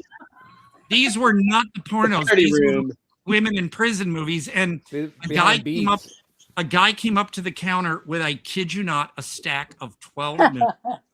And they were all Concrete Jungle, the Linda Blair one that Tom DeSimone directed, all these women in prison movies. And I said, I'm sorry, sir, but there's a limit of 6. And he went through the whole store finding all these women in prison with lesbian tendencies, reform school girls, all those. And And then you ruined his night by saying only 6. It's only brothers. 6. Only 6. The guy probably went home and his whole weekend was shot, man. I said, sorry He that had plans like, I'm going to be whacking this. I'm going to be whacking to that. I was going to say that's going to be less whacking for you, but yeah, but the thing is, you know, oh no, we have all these women in prison movies, but God forbid we have Last Temptation of Christ in the store. Well, there's nothing wrong with lesbian tendencies in prison. I understand that, but we never had a movie say like Caged Men. That was rated R, and that was a men in prison movie. And we could make a movie with that. Okay, you yeah, could be let's do the it. prison warden. I'll play the warden. Whedon could be like one of the cool guards, peeking in the showers. No, it's just that. I mean, it's just that it was so hypocritical. You know, no Last Temptation of Christ. We're a family store, but geez, come and get all these naked women in prison movies. No problem. Because the whole town knew about that secret, and it was a quietly kept secret out back. So I quit Blockbuster after 1 year, and then I moved on. What year? I'm getting my years wrong. The Hollywood video. Oh, there's me, Kenny Loggins. Yeah, that's me. That's me, folks. Kenny Loggins is on the shirt, but everyone thought that was me on the shirt. Speaking of Kenny Loggins, do you own the movie Euphoria? What? Euphoria? What Euphoria? You mean the Cindy Williams? UFOIRO. Yeah, I showed it. I don't have it here with me, but it's on my shelf. But yeah, we talked about it last week. I held it up. Okay, good. Yes. I bet Word you had that in the soundtrack. Actually, it says in the credits, soundtrack available on Elektra Records, but there is no existing soundtrack for Euphoria. Susie, we're talking about the UFORIA movie with Cindy Williams and Fred Ward. Kino Lorber just released it on 4K and a Blu-ray, and it's the first time in 41 years. Well, it was on VHS from MCA, and then nothing until now. And I don't know if I just missed a bunch of movies or if my brain is just forgotten. No, look, these are movies that Mandela effect, man. I'm telling you, some of these movies I don't remember being made when I was a kid. No. Listen, everybody feels like that when they talk to Todd because Todd knows all these movies. I know, except for Hatchet. Movies. I'm sorry. And you remember them. I remember them. Like I could think, oh yeah, maybe I saw that, but I would not be able to call up. I saw Euphoria at the Tivoli Theater in St. Louis in 1985. It had a repertory theater run. 20th Century Fox, there it is. 20th Century Fox was going to release the movie and gave it up. Universal picked it up, but then didn't release it. It was shot in 1979. Wow. But Universal didn't release it to repertory theaters until 1985, where I saw it at the Tivoli, and then bought the VHS when I found a used VHS, because new VHSs were like $80 at the time. So I have the VHS, and then after like 40 years, boom, Kino puts it out, and it's got a commentary and stuff. It's first women in prison film I watched was Hell Penitentiary. 13-year-old me wasn't expecting that. What were you expecting? I never saw Hell Penitentiary. I'll tell you, one of the more recent ones I saw, yes, and I have it on Blu-ray, Amazon Hotbox. That one, oh my God. But it's a kicker, it's ridiculous. And yes, women in a prison camp in the Amazon with lesbian tendencies, it happens. Oh, that's our kind of I read Hall & Oates. Oh yeah, Hall & Oates. It's true, Villainous Cinema.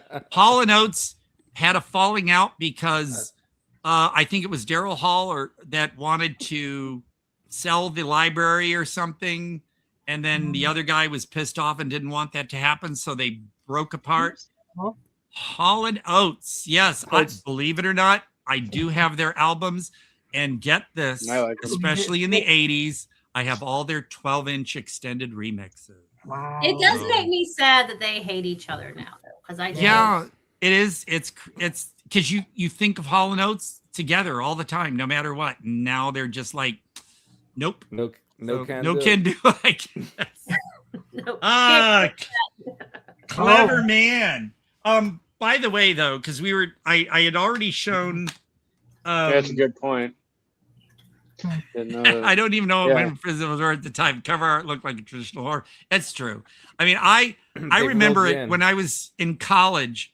There was one with Linda Blair, concrete something. I don't know, but the poster art was so salacious. It showed a women in the jail cell in an attire that obviously they wouldn't be wearing, and like revealing. And then the prison guard. It was the back of the prison guard holding keys, holding onto the bar, looking at the woman, and the prison guard is in her prison shirt and panties. And I'm like, oh, really? And talk about, I don't want my kids to see that, but that was on the poster. And I just thought, oh God. But the only reason to see it is because that was directed by Tom DeSimone, Reform School Girls and Hell Night with Linda Blair. And I know Tom. Someday Chris can bring up a photo. I know Tom. I've been to his house a couple times. Christ and Todd are finishing each other's sentences. Oh, Chris. I mean, you mean Chris. I always finish Christ's sentences. I don't let him talk. Yeah, he's always dropping Skittles all over the place. See, Suzy, this is what I love about this show is we just kind of go off on tangents and we always come back. It's not like a podcast where they're trying to sound like FM DJs and have everything structured. We're hanging out at Denny's and having a good time. That's what we're doing. Speaking of returning, when I Googled to see if you could find Please Don't Eat My Mother, et cetera, and the very top one, xhamster.com. Oh. Yeah. Please Don't Eat My Mother, vintage porn. Well, it's not a porno per se. Yeah, what's X Hamster? X Hamster, you never heard of it? I'm happy because my free make program. Not like a former hamster. You're such a X Hamster. It's like X videos. There's no more X tube. They're gone. X and all that. Yeah, but no innocence. Pornhub. Heard of that. Well, I will say this. I will. Ears, internet. My innocent eyes. I've never heard of that. Here's a secret. That sassy movie I have mentioned that I'm in from 26 years ago. It's on that site. Oh. Really? What? The entire movie. Somebody posted it for free, although Pornhub only has sections of it. Somebody posted the entire movie on X Hamster. If you're You looking for you won't see me right away in it. You gotta sit through a lot of Todd, that's old why you're guys having problems with your computer when you posted that movie. I didn't post it. But I will say I am happy because my free make program for the past year and a half, suddenly I couldn't download videos. I won't check right now. They got people looking for it. Well, my free make downloading program for the past year and a half would not allow me to download clips from X Hamster or X Videos or Pornhub. Yes, I collect some. I confess. Todd, you're so worried about like viruses and. Oh no! I've got a program. Okay. I've got a program. He's got a porn protector. I've got a program that is really good. And it gives me updates. And so far it says it detects things, but then it says 0 for meaning nothing gets through. Go ahead, Todd. Trust me. Because it says there's a check that says that they're okay because they're looking at it. But Freemake would it's vaccinated for a horn in the head too. I couldn't download clips from any of those sites for the past year and a half. I was before, but then my free make program, it just wouldn't let me do it. And then the other day I just thought, hell, I'll try it. Boom, I can download again. So now I'm making my one external hard drive just filled to the brim. So things that you probably never watch again, and just pile it up. Guys, here's the thing about Please Don't Eat My Mother. It is not a porno per se. There's nothing hardcore in it. You see lots and lots of naked women, and there is the scene where there's an erection, a guy and a woman in a car, and there's an erection, but there's nothing really porno about it. So if you go to Hiimself and try to watch it, you're not gonna get your jollies. You're just gonna watch a crappy movie. You imagine being the male actor for that? Okay, guy, you need to get hard for this scene. Also, blue balls. Although I will say this, some of those other like Herb Friedman, is like, okay, guys, give me a few minutes. You walk over there, give me a magazine. No, if you watch, they have people for that. If you watched a lot of those old Herb Friedman movies and stuff that were for the drive-ins, like Scream in the Streets and all these other movies, some of the actors in the sex scenes, the guys, I guess, were excited anyway because they were with a naked woman. There was nothing prompted.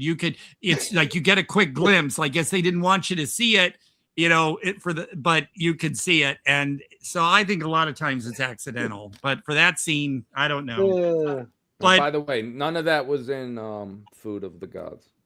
Food of the Gods. No. You'd be top of the food chain. Top of the food. Yeah. I had a question about top of the food chain.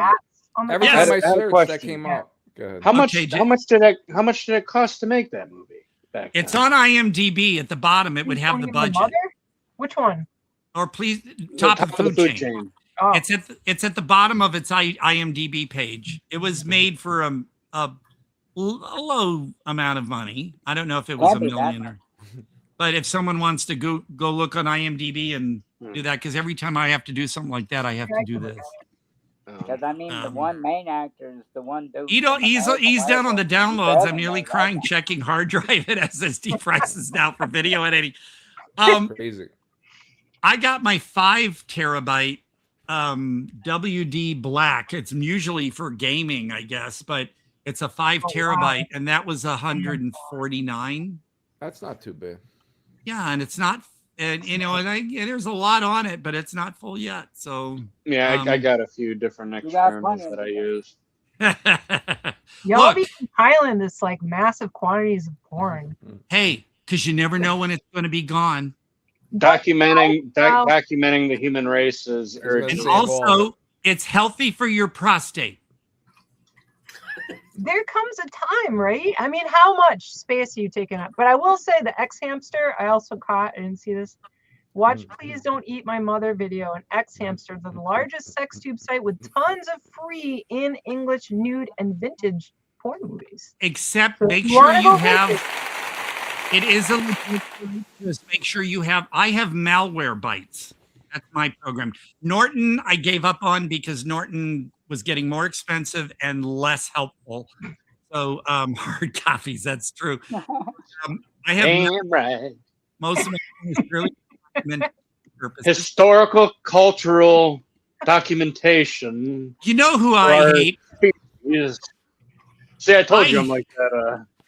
I hate the people who say, "Oh, I don't watch porn. I'll have sex, but I won't watch porn." I'm like, that's like people who go, "I don't watch TV. I don't have a TV in my home."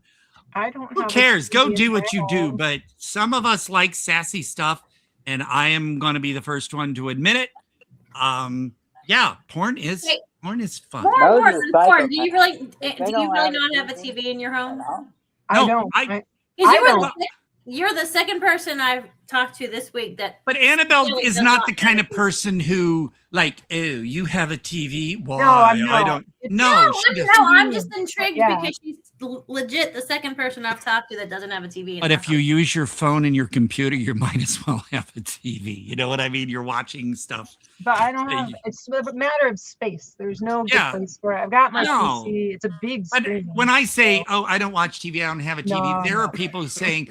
Because believe it or not, I did have a customer. I did have a customer at work when I was recommending a movie or something. Said, "Oh well, I don't have a TV." And I'm like, "Okay, well, you have a phone, you have a computer, same thing. Come on." But anyway, So I have TVs for my cats. Well, yeah, I'm gonna go back to the top of the food chain real quick. Yes, because I have more about that. So, Jason, what? Just the way that they made the creature scenes and they didn't really show anything. That kind of project is actually probably more doable nowadays, especially with more of the technology, more of the camera stuff we got. We can. I liked how they did it. I liked how it was probably a very frugal movie to make, because it really did seem like they didn't really do a lot, besides a few different effects. I would say it. I mean, because I haven't seen how much it was made for, but It was all animation, basically.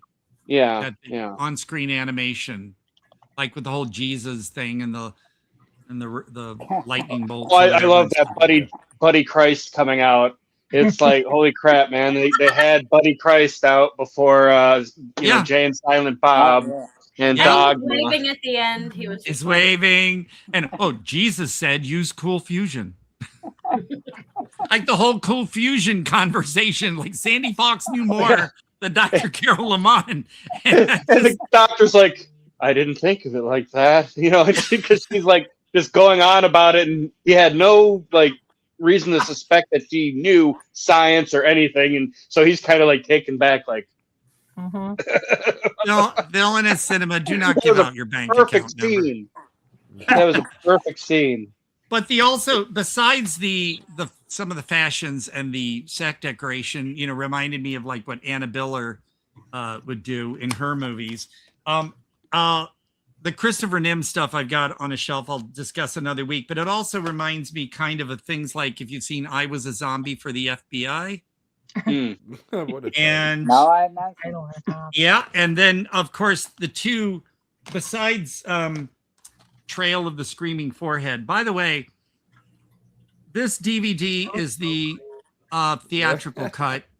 The Blu-ray is the director's cut. I don't know if you can find the director's cut on streaming, but if you can't really find this Blu-ray at a decent price on Amazon, you have to Google Trail of the Screaming Forehead Blu-ray, and there's a special site that sells this and Larry Blameyer's other films. That also, in the vein of top of the food chain, I have other Larry Blameyer films, but Lost Skeleton of Cadavra and The Lost Skeleton Returns Again. Again. Yeah, Again. and they're very much in that vein. All these different dimension. I came from a different dimension. I don't remember these. But Annabelle, I know you caught on to this one. Trail of the Screaming Forehead is excellent. Incredible. And like I said, the director's cut is longer than the regular version. I Was a Zombie for the FBI. You should still be able to find. It was released on when Ryko was doing DVDs. Holy shit! It is in the stormy night skies over 1950s America, their diabolical plan begins. A UFO invasion that will turn the world's population into zombies using deranged escaped convicts, the Brazo brothers, a flying alien zomball, and the secret formula for our country's fate. Zomball. Sounds like reality nowadays. Yeah. I bought this. This was released on DVD. The movie is from 1984. The DVD was released in 2005. Nice. So 80s, wow. Yeah, 1984. So this one was ahead of a lot of these, like the Christopher Nim ones that I'll show next week, the Larry Blameyer, the Annabelle, even top of the food chain. This was 1984. So I do, if you can find it, I don't know how cheap it would be. I'm sure it's on eBay. But I bought this when I worked at Borders, 2005. I bought this when it was on the shelf. So awesome. But the Larry Blameyer stuff, he also did an Old Dark House type of movie. That's a loving tribute. Laurie Brewster, Hex Studios, the new Amicus. He did one called Here Comes Hell. That's just like one of those Old Dark House movies. So I like that when people put a lot of care into it, because you can tell with top of the food chain, they put some love into it. Before Night of the Creeps. Yes, that's true. Yes, that's I love true. Night of the Creeps. That's one of my favorites. Yeah, Although, which ending do you prefer? The director's cut where it had the spaceship, or the ending where the dog?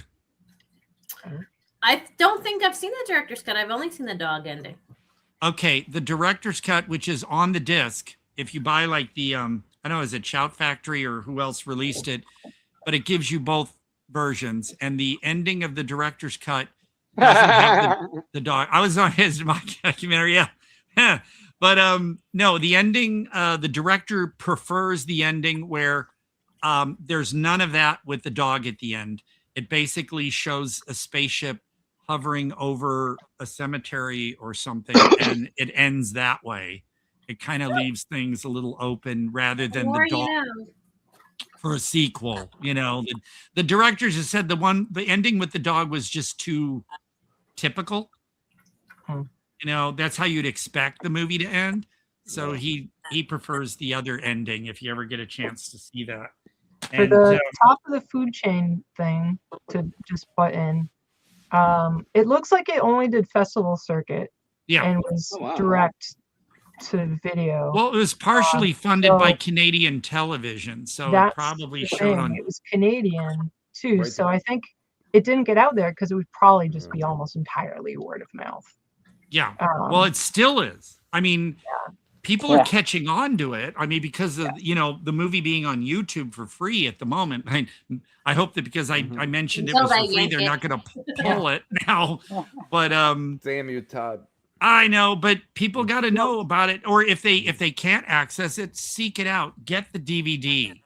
It's one of those things where I'm pissed off at Lionsgate for just sitting on stuff.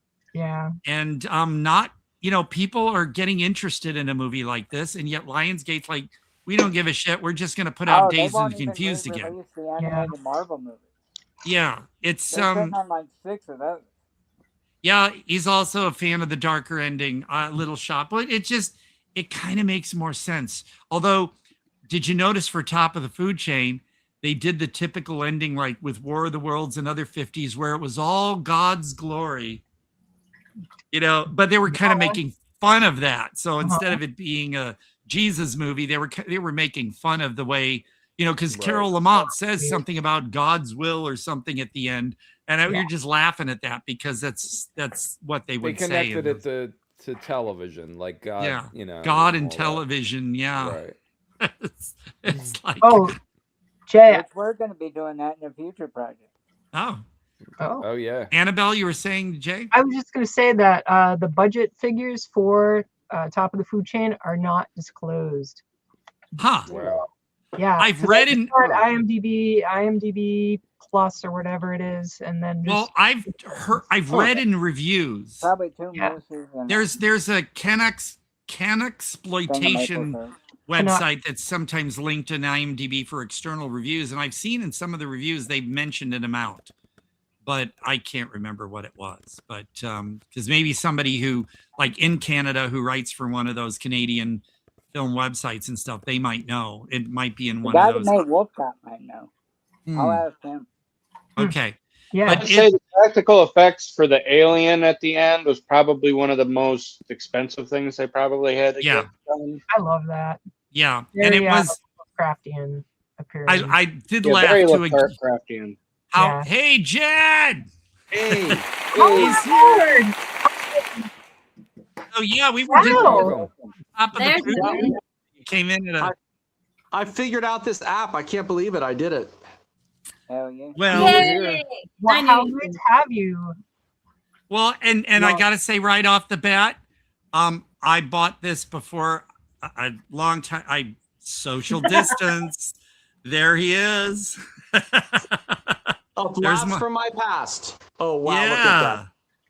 Yeah. You got it. Bought it. That's great. I got who are I don't know. It was Koala Media. I mean, I remember when I saw it listed. I was like, Aloha. Aloha. Okay, just like Delirium Photo of I can't pronounce that correct. It's like a Hawaiian thing. Yeah, I know, but I'm just so not good at that. Brian likes to surf. the director, producer. Well, I also wanted to mention because I got it directly from Paul Bunnell back. Is it Bunnell, Bunnell, or Bunnell? Bunnell. Yes. Okay, then I did it right.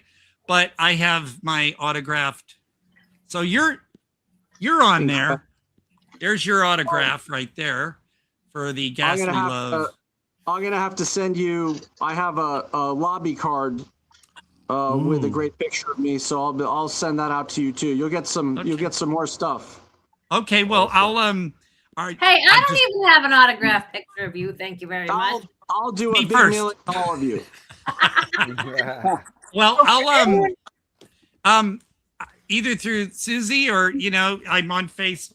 You can send me I can give you my PO box and you can send me some goodies. Oh yeah. We'll figure it all out. You'll get a whole bunch of stuff. There's my autograph. People who don't know, Jed is coming to us. He was in A Blind Bargain. Yes. Awesome. Which we're going to segue into. Yeah, really exciting that. And Annabelle, nice to meet you. Yeah, I'm just excited that you're here. See you. But this one also says "Ghastly Wishes to Todd," so I'm really awesome. proud of that. Yeah, and of course you're on there too. And so I love this movie so much. A friend of mine, PJ, said 2 of his friends worked on the crew. So, isn't that crazy? Small world, huh? Yeah, I know, it's so weird. And then, of course, it really is. Bunnell's first one, That Little Monster, amazing, which has Reggie Bannister in it. No, Reggie. Yeah, what's his name? Is it? Yeah, Reggie Bannister. Why I was confusing the other actor. A quick shout out. Poor Reggie Bannister's health is really struggling. Yes. If anybody out there wants to look up Reggie Bannister, there's a crowdfunding campaign from his wife to try to get. They've really been screwed over by insurance, and they're in a really bad way. So if anybody can help them out, just look up Reggie Bannister. And it's on Facebook too. There's a thing through Facebook. So definitely, definitely help him out because he's. When I saw him in That Little Monster, I thought, oh yay, Reggie. And then he was just getting in those little movies, and it's like it was fun to find him. But I will say too that I'm proud to have the soundtrack. Boy, you're Paul. Paul must really like you. Well, no, I mean this. Todd is the collector of collectors. He's the collector's collector. When I find something special, I got to have all of it. It's just like we were talking about top of the food chain or Invasion, because my goal in life is to just inundate people with movies like this because they deserve to be discovered. And absolutely, you're keeping these movies alive. I mean, it's people like you. This show, like I said, while you're on here, just know that we don't try to be. I think I told you we don't try to be this big slick professional podcast and everything. It's like a bunch of us hanging out at Denny's and John and talking about movies. So when we talk about A Blind Bargain and stuff, feel free to drift and go off on tangents. Think about whatever you want. I don't see anyone in their mom's basement, and that's the norm for YouTube interviews. So you're way more sophisticated than 99% of the stuff out there. Chris will be though. Chris is gonna be in his basement soon, right? Not my mother's, but mine. I'm not gonna say anything. I'm gonna plead the fifth on this case. Yeah, I'm actually trying to get back in the basement. All right. We need 2 more people to log in so we can have like the little Brady Bunch thing going. Right. Yeah. Oh, man. Well, also, before we get into A Blind Bargain too, because I did want to mention too that. Because I wear a different shirt each week. My shirt today is Totally. Oh hell yeah! Totally awesome. From Halloween, I had to wear that one. I was maybe next week. I have to wear my Astral Plane Drifter shirt again. Oh, that's another thing I was telling Suzy. Well, Suzy knows about Mike, but for Jed, definitely you got to check this out sometime. Astral Plane Drifter. It's a sci-fi western kung fu stoner comedy. It's won 28 awards, 12 or 13 of them best feature, And currently it's only doing festivals and screenings, but if you go to the website, you can get the Blu-ray, and also it is streaming for $4.99 on Eventive, which is through Roku, or if anybody knows about Eventive, it's there. But you will see me screaming in the first 8 minutes of it, and then halfway through the movie, I am something that comes out of a UFO. So. Oh, that's awesome. Is there a Western element to it? Because of course, you know, the High Plains Drifter. Right. It's got a Western feel. It's got kind of an Ennio Morricone Western guitar twang going on through it, and it's him, you know, wandering through the desert. And we shot it in Yucca Valley, 29 Palms, Amboy, and yeah, it's and he was up in Death Valley for some of the scenes. I didn't go. It's hot out there, so you guys had some hope. Well, he shot it in December of 23 and up in those areas. So yeah, because it's like right now I am pissed off because right now it is 94 degrees here where I'm at. I'm in. Are you serious? I'm in the Palm Springs area. Oh, you're here in SoCal. Yeah, I'm in Palm Springs or Rancho Mirage. The Betty Ford Center is a mile down the road in case I ever need it. And, hey, so I'm going to interrupt real quick. Jed, do you mind if we take a moment to put up the Chris, if you've got it ready, to put up the trailer for a bunch? I was going to say, let's get that trailer going, man. I have another trailer first. Okay. You know where you are, right? This place is addiction. Is death. Oh my God. Let's begin. All aboard for your one-way trip to hell. No one ever comes out this way anymore. 100 years ago, this was one of the most brutal places in America. Did you hear that? The worst of the worst showed up here. Murder. That was the way of life. One of us is definitely getting murdered here. Anybody down there?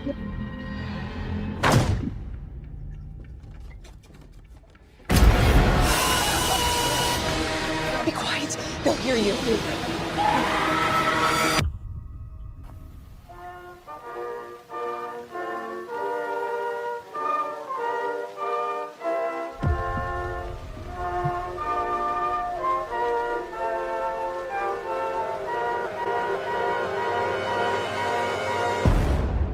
Is that a chainsaw? We need to get out of here. Why are you doing this? Why does anyone do anything?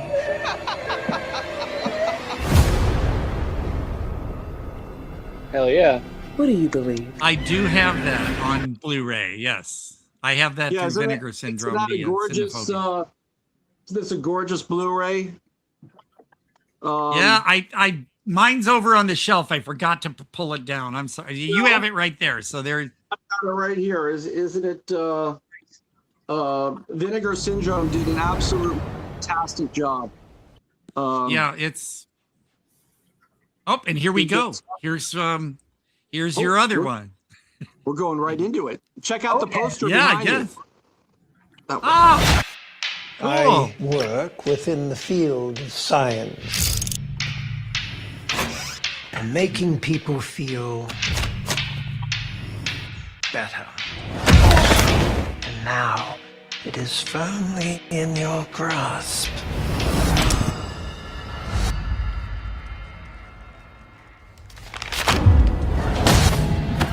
You know what a worm is, junkie? I swear, I'll pay you back all of it. What are you spending your money on? Stuff. Everyone grows old. Growing old is not mandatory. I must admit, I do love the results of your work. You are my creation. Your mother's blood could be very valuable for Dr. Gruger's research. So you want to buy her blood, right? Yes. Amongst other things. That I've never been to a spa like this before. You're the only spa guest being admitted today. I knew you were heartless. I didn't think you didn't have a soul. What a trip. You are a naughty boy, Dr. Gruder. And he likes cats. No need to call the police. And this wasn't part of the deal. Isn't it amazing? Gruder's a genius. Mara. You want to try your luck? Nope, it's not safe. Feel that hurt?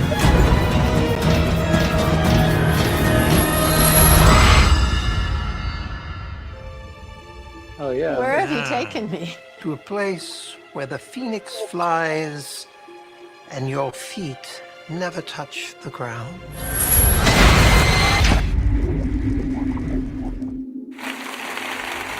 That kind of movie. Yeah. Bravo! Wow. Yes. Wow, I could see you so into it, Jed, as you're watching it. I don't blame you. Well, thank you guys for showing some of my highlights in my career. You know, I've done a lot of. Yeah, I really. I should have thought about having my copy of Brute 76, but you had yours there, so that does good. And we promoted it. They know where to buy it. But you know, now I absolutely love physical media. I mean, this was a thrill for me that we got this kind of release because streaming's great. You know, it keeps movies alive. People could see it, but boy, a physical release done at that level from Vinegar Syndrome is wonderful. You know. Yeah, for Brute, Then you know what you got has real value. Like Vinegar Syndrome was picking things out specifically. Oh yeah. So yeah, and you know there's all sorts of stuff I love, like extras, interviews, other footage. I mean, that's I don't get why people just don't like continue to like be crazy about Blu-rays and DVDs, because I love them. It's kind of getting a comeback, but they're trying to credit to younger people. I mean, no, I've always been there to getting all this stuff. They have to come back to stay.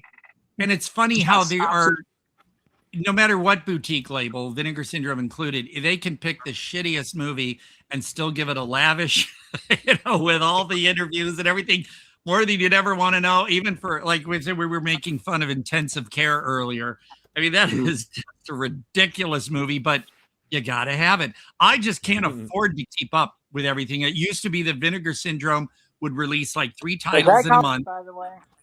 Huh? Yeah. What did you say, Jack? Oh, is that called Hospice by another name?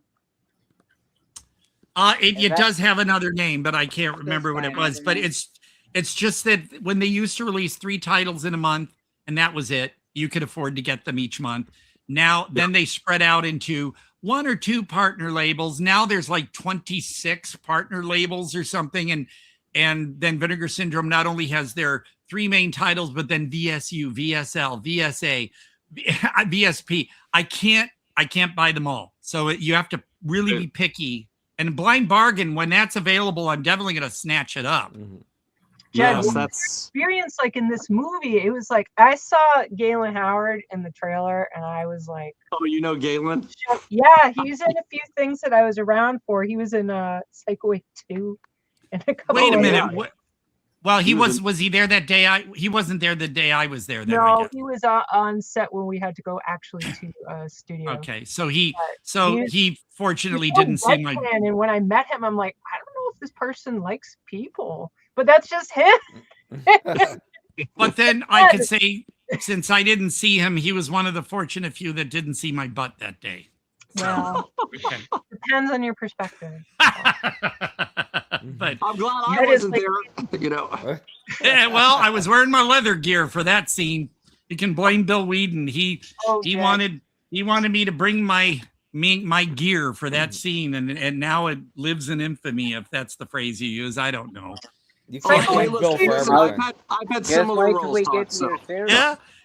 Well, I'm proud of it, honestly. We shot more stuff, but they only kept 20 seconds in, and thankfully, audiences loved that scene, and that British podcaster said it was his favorite scene in the entire movie. So you see more of Bill than you do me, but the the crew saw me. And that's when I was 20 seconds is a long time. I mean, yeah. You know that saying, if you blink, you'll miss me. I mean, blinking's, what is that, half a second or whatever? So that's a lot of screen time. I'm proud of it. It was worth, I had to drive from Palm Springs to North Hollywood and Burbank, and I feel it was worth the effort to do that. Your movie, as much as I love Todd, and I do, and he knows it, but Jed, this is, give us a scoop. Well, tell us. You know, to answer your question, Blind Bargain was the first movie I've ever done, all these years and decades in movies, where I had my own toilet. Whoa! Whoa! Really? Oh, nice. I had my own trailer, and then I asked the AD, "Oh yeah, where's the bathroom?" I got to go. Oh no, you have your own toilet, and I opened the door and I saw it was like a religious moment. Wow. I didn't even want to use it. Did you take a picture of it? Got naked right there. Yes, I did. Awesome. Yes, I did. Yeah. No, a Blind Bargain, seriously, is like, I always say this about Paul's movies, and it's so great that you know about Johnny X and you know all about it, is that I always say that with Paul, I was in 2 once-in-a-lifetime movies with Johnny X and A Blind Bargain. So they're very special movies. He's a very special filmmaker. And he seemed to be enjoying. He was enjoying himself. I watched the behind-the-scenes stuff, and he just seemed to be really happy to be there and just getting along with everybody and just having fun, even though he was making a movie, but it seemed like he was just having fun instead of being like a serious director. Well, the camera work for this is beautiful. It's like artwork Gorgeous. almost. Like it's like really gorgeous. Like the still before this still was just, it's almost like I was looking at a painting or something like that. You know what I mean? Yeah, it's beautiful cinematography. Yes, it certainly is. I mean, I've done all kinds of movies, and I've done movies, where people are waving around a cell phone video camera from a supermarket parking lot camcorder, escapades. And when digital video was first coming out and the different cameras would come out from the Sony 3 chip, I don't know if you guys remember those, to the Panasonic 24p and everything in between, and just see like climbing a mountain, right, of production value and professional people to reach the summit of a movie like this and Johnny X, where you have teams of incredible cinematographers and camera operators that could produce something this gorgeous. It's amazing. Oh yeah, it was amazing. Because there's the scenes like you're talking about, and then there's one scene where you're seeing the the perspective into the car, and it's so different because the background looks, it's intentionally rear projection. I love the old rear projection touch. And they have things like that throughout it, so it was the surreal feeling just would pop in through the whole thing, where you'd kind of be into it and like, oh, I can take this seriously. And the story was, to a degree, like a normal story of someone getting in trouble, and they, the Blind Bargain, they make a deal, and they're trying to just kind of pay their debts. But then it's just so big around that, and amazing. Well, the rear screen projection, of course, Quentin Tarantino made it, kind of resuscitated it from history, and Paul really loves that. I was just watching an interview with him where he brought that up and how much he loves it. And he used it, as you know, in A Ghastly Love of Johnny X. So he's a big fan of that, and it just looks amazing. Now this gal here, I kid you not, when I first saw her, I was thinking of Kate from the B-52s. I was like, wait, no, that's not her. And but it kind of crossed and actually the hair and her face. It looked it was very B-52s to me. So well, you know that's Claudia Bunnell. That's Paul's wife. Yeah. Oh, that's right. And not only did she do the acting, but she did all the the painting and the artwork that was in the movie. Oh Really? wow! Oh wow! So like the whole scene when the guys there's like a whole scene where the guys in the and you see part of that in the trailer where he's having these like experiences. Yeah, when he's in like DMT kind of stuff. Hallucinating in the bathtub. Those are her paintings. That's amazing. And I mean, kind of like what we were talking about. I mean, just I mean, look at her hair and the wardrobe of her and all these characters. I mean, the production value. You know, I remember doing movies years ago where having like a Halloween mask was a big deal for the cast. And then I mean, look at that. I mean, it's just the production design and the set design and the wardrobe. It's just. I was wearing a vest, I think, from like the 1920s. Mm-hmm. Really? So there's a lot of history in this movie. A lot of history with wardrobe, with the stuff actors are wearing and props. And I've learned to appreciate all these things over the years. The location. The two actors are like a cowboy and Indian kind of vibe. I feel bad. I don't remember the other actor's name, but Galen's character, he's like this. They're like the heavies, but also like children. Yes. Yeah. And then Rob Mays, of course, who's one of my favorites. He was the Kingpin. Yes. Yep. Guy, he was great. The whole cast was absolutely amazing. So it was a thrill to be a part of it. I'm so glad you guys are excited about it and liked it. All the locations too. I mean, especially for the Institute and everything. It's so. I just kept looking all over the place on the screen because everything was so beautiful. Yeah, that was at the famous Gillette Ranch. Wow. The famous Gillette company that I've paid a lot of money in razors to over the years. Well, of course I don't. Yeah. But the one thing too that caught my attention was when they first got the mother in and they were going to do the procedure on her, the interior of that room with the bugs and the stuff on the screen, it like gave me a nice smile because I was thinking of I don't know if you all have ever seen Dr. Caligari. Oh yeah. And that scene reminded me so much. Well, because it made me smile because I love this movie so much, Dr. Caligari. And when I saw that, I just thought that was really cool, especially when they have the bugs crawling over. The Moon Shading film, right? And so there was a lot of draw from that era of films. Well, if you haven't stayed true to that and bring it in, and having all these different influences coming in. Well, definitely catch Dr. Caligari for that kind of thing. It's it just and talking, like surrealism and stuff in it. You get plenty of that in this, but it just that whole scene, you can tell it's not just something they just set up. That was just it looked gorgeous. So. Oh yeah, I mean, like I said, the production value is one thing that over the years I have learned to just appreciate as I've climbed the mountain of independent movies. And I mean, look at that. Look at these. That's Francisco. I can't really pronounce his name, but he's an amazing cinematographer, the same cinematographer in Johnny X. Yeah. And he had this incredible crew around him. And by the way, that call that I just got that interrupted whoever was talking was Paul. Hi, Paul. Well, Paul can always come on the show anytime he wants to. I love his stuff.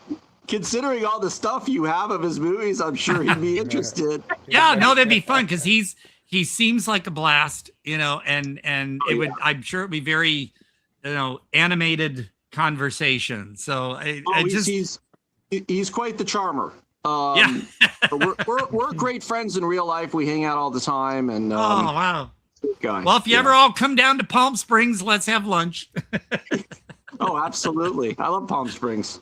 I love that car. Oh man, that's a beautiful car. Yeah, back when cars you Yeah. could fit like 5 people in the trunk. It Yeah. just mine was a Buick Century Lexus in 1973. And yeah, giant engine, huge trunk. It's just, man, those. Yeah, but they only got like what, 8 miles to the gallon, probably. Yeah. Well, it's a different time. Dr. Yeah, Gruder. they don't crumble up when you get in a wreck with them either. But That you know, is, another they thing- had bumpers. Yeah, they had, you know, the one thing about Paul's movies too. I mean, check out that crane. That was Yeah, a that's big cool. crane. And there was one in Johnny X, of course. Yeah. Towards the end of the movie. So, you know, if you're in a movie with a crane, you're doing pretty good. You know. Yeah. Well, he's clearly, I mean, he's shot on Kodak film, which is pretty It's beautiful. wild. Beautiful film, man. Yeah, this was Super 16. Yeah. And then Johnny X was the last of the Plus X film. Really? Oh, So, yeah. you know, there was a whole story behind that. You know, they had to, they got that stuff from like all over the world, I think, and it was the last of it. So I also like that he has his symbol with the G on top is an ankh, basically. Oh. Oh, It's, Yeah, I like that. especially Very if Egyptian. you're fans of Logan's Run and the ankh, you know, and stuff. And I was like, oh my God, I recognize that right off the bat. So that's thank you, Todd. I didn't know that. I didn't see Oh, that.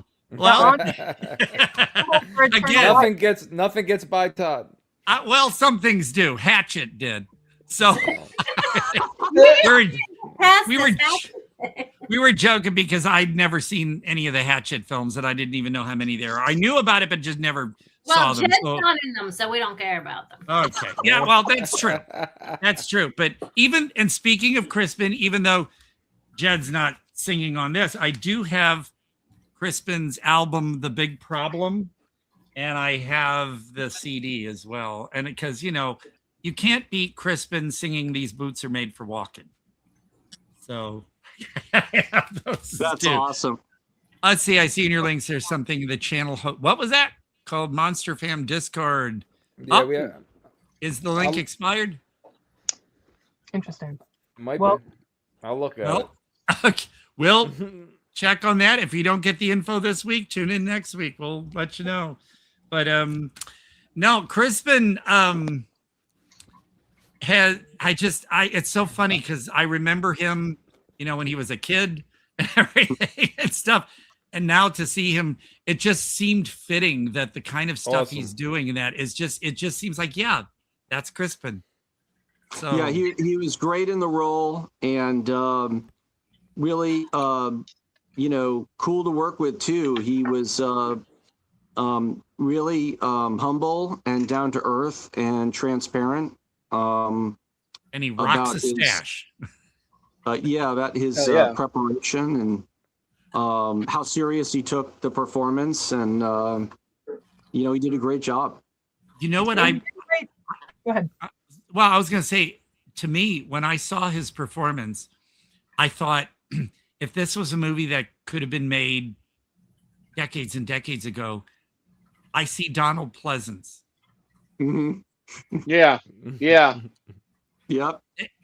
Some of his, and I'm not saying he was, you know, doing that, but I thought Donald Pleasance could have done this had the movie been made, you know. Oh say, yeah. Back then. Yeah. It just reminded me so much of that. So, but then that's what I loved about it too, because I picked up little things and, you know, like the Ankh. And then when I thought, oh, Donald Pleasance and all that, there were little things that kept, I guess, had me reminiscing in a way. I mean, that's what's, yeah. Go ahead. I was just saying, one of the things I really liked about Dr. Gruder and Crispin is that you didn't have to have him there all the time. Like, I love evil doctor villains so much, but it isn't all him. And but it's done well. So if people are like, oh, I got to see this movie for Crispin Glover, he's in it, and he's powerful, and when he's there, it's like he takes up the space. Well, yeah, but it's just so interesting to be able to have that balance where there is a whole story going on. Where originally I went in, I thought this is going to be Crispin Glover. It's not all Crispin Glover. No. There's wonderful people like Jed, and it's just fantastic, the balance that's in it of all the craziness and all of the surreal vibes to it, and you're just along for a ride. And it is really, in its ways, that classic Lon Chaney, this classic story of the evil scientist doing terrible things for his purposes. I don't want to say what the purposes are because I don't think it's clear from all of the trailers. Now, is the Lon Chaney lost film and lost in the manner that no one can see it, or they had to obviously have seen it or know what it was in order to pattern it? Well, that original film is long destroyed. So it was gone from the earth a long time ago, but people did see it. But like a lot of those movies back in the day, they melted down for their silver, their nitrate or whatever it is. Is that right? Is that the right element? Or they were just thrown away. It's like back then the executives at the studios just okay, we're done with this movie. It had its opening weekends. Okay, throw it away. Here's the next one. It's just a different mentality. That's sad. That's sad. But yeah. No, this one at least be kept. Chris, I got an echo. Did you get it? Yeah, I get it. Okay. So this is technically a reimagining. That's the term that we use. So yeah, no, well, at least the imagination. And this one will stick around at least. So that's the good. I hope so. The other thing too, that not so much with this film too, but thinking back to Johnny X as well. I hope Paul has seen this movie, or if you have, because Johnny X, I just got Alien Trespass with Eric McCormick. Maybe he's seen it. Now this is the soundtrack. The DVD, the Blu-ray from Dark Side Releasing is on a double bill with some other movie. So, but that's why I always show the CD soundtrack cover, because that's the perfect artwork for it. But Alien Trespass, I gotta see that. I love sci-fi. I love it. And it's Eric McCormick, who is currently famous for the, please help this dog with $19 a month commercials. So that's he was in Will and Grace, I guess is the other thing. But anyway, he needs to make another sci-fi movie. But if you like I said, when I watch a movie like Johnny X, and even some of the acting in Blind Bargain, it takes me back to, and again, movies like Larry Blameyer's films and Christopher Nim's films, the acting is in this style. The thing about A Blind Bargain, at first, I thought it was, I don't want to say, I'm not zany, but the way the guy was being beat up and stuff like that, and the acting was all kind of like, but then, especially when the mother came in, things started to slide into a bit more sincerity. I noticed, and by the end of the film, there was pretty much sincere. And I liked how it kind of did that without trying to jump to the wacky thugs and then back to something. It kind of, I won't say evolved, it kind of moved into a bit of sincerity without being jarring or, kind of screwing up the tone. It went into a lot of really interesting, dramatic, moments and segues and scenes. The mother had a lot to do with that. I think her character, because she seemed a bit more grounded at first, with him, with all the craziness and him getting beat up, and then she wasn't like following in that acting type of way. She was a bit more solid and sincere, and then it all just kind of came together that way. I mean, like Sean Whalen. He's fun to work with. Yeah, he was a hoot, and him with, as you said, Paul Bonnell's wife. My other buddy, John Curious, was the other guy in there. Yeah, I'm not going to say what happened to him because that would be a spoiler, but he's a really good friend of mine, and was really happy he got into the movie. And Amy is very interesting actor. Amy Wright. She was in a lot of movies that like I grew up with, like Breaking Away. And remember that cyclist movie? Yep. Yeah. Yep. Well, they shot part of that in St. Louis, I think, is where I lived, and they shot part of that in the lobby in the where I was the concierge. I wasn't in the movie, but I mean, they shot in the lobby of the building I was the concierge at. So I didn't know they filmed it there. And then she was in Stardust Memories, which is one of my favorite Woody Allen movies. So she's had and tons of other, Amityville Horror, the original. Yep. I wonder what she thinks of the, 78 different remakes that have happened with that lately. But oh my God, I was asked to be an Amityville Karen, and that's how you know how far it's gone. Because my friend Mike Ferguson is in that. I love Mike. Yeah, I told him, I said, well, because see, I'd have to drive over Highway 74, the famous road you see in It's a Mad, Mad, Mad, Mad World in the beginning. I'd have to drive over that mountain and drive all the way down to San Diego from there. And then also I would have had to pay like $400 to star in a scene with that. I was like, I can't afford that. So I said, if you want me in a movie, I've done movies for free. Yes. But I'm not gonna, I mean, I think the most I did splurge on was driving myself up to LA for Psycho 8 2. That I did, but I didn't have to pay to be in that movie. So I wonder, like I said, I wonder what Amy would think about all the different incarnations. But real quick, Todd, you should really get Paul Bunnell on your show, because I would. He'd be welcome anytime. You know what his favorite movie is of all time? It's a mad world, or however you say it. That's his favorite movie. Yeah. So I'm just so sad that again, like you said, movies being thrown away and stuff. There were scenes in the movie that were cut out to shorten it, and were not saved. And so, like when Criterion put it out, they put stills from those scenes in with the audio under them. So you just see this still for a little bit. So because they wanted to give you context. Right. And it's sad that there are just, some stuff that's just, it's gone. And even when you see movies that are running all the time on like cable TV, I mean, they have these different cuts of them. They're like, hey, I've never seen that scene before. Or where did that scene come from? I told Bruce Kimmel, like, see, my favorite musical / comedy is the first nudie musical with Cindy Williams. And on the VHS they put out, it was the cable cut. Apparently there's a deleted scene called the plumber scene that's on the VHS and when they ran it on cable, but for the main release it's relegated to the deleted scenes. And I love that scene. And it's just it's just weird how you'll just watch and then suddenly, hey, wait a minute, that wasn't in there, or it's missing. So, but it's and not to as a segue to our the other movie you promoted, Brute 1976. There's kind of an infamous I don't know if the cut is the right word. Actually, cut might be the right literal word to use in a certain scene that glory hole. Are you talking about the glory hole?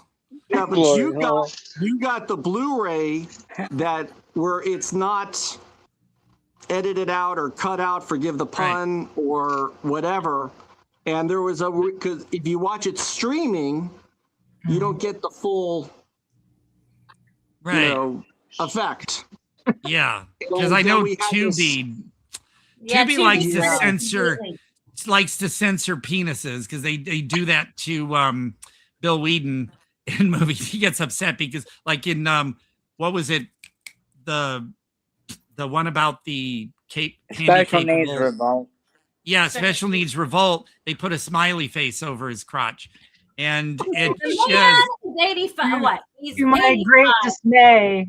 But the full frontal women. Show his penis. We should all be looking at his penis. Yes, and so bad. They give us full frontal women on Tubi. What's wrong? And I guess you know what, Tubi, because his was real. Because I noticed a lot of times in movies now, oh, it can get a rated R if it's got penises, but they're all prosthetics.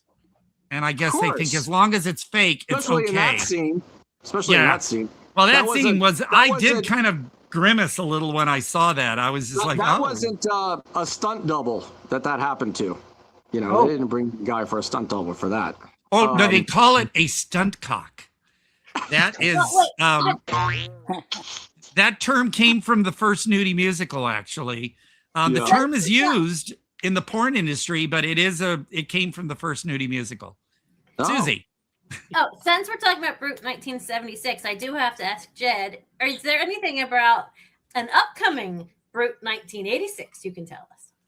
Yes, there is, but I can't tell you because I don't really know or kind of know. And if I tell you, I'll get all these people that will get mad at me. Yeah. But there is a lot of huge, exciting news, which I wish I could tell you, but I can't because of. But so there is a 1986 one coming. Yes, there is a Brute 1986 that is amazing.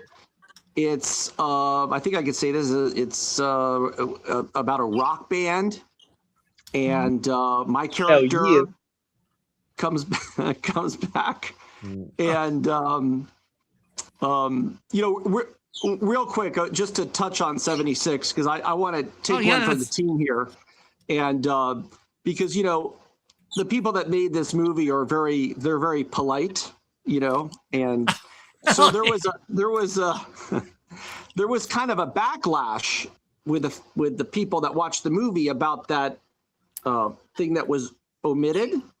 Yeah. And I always wondered, like, you know, and a lot of people blame the filmmakers or the people that were involved in the movies. It's like, why would Marcel or anyone else want to edit that out?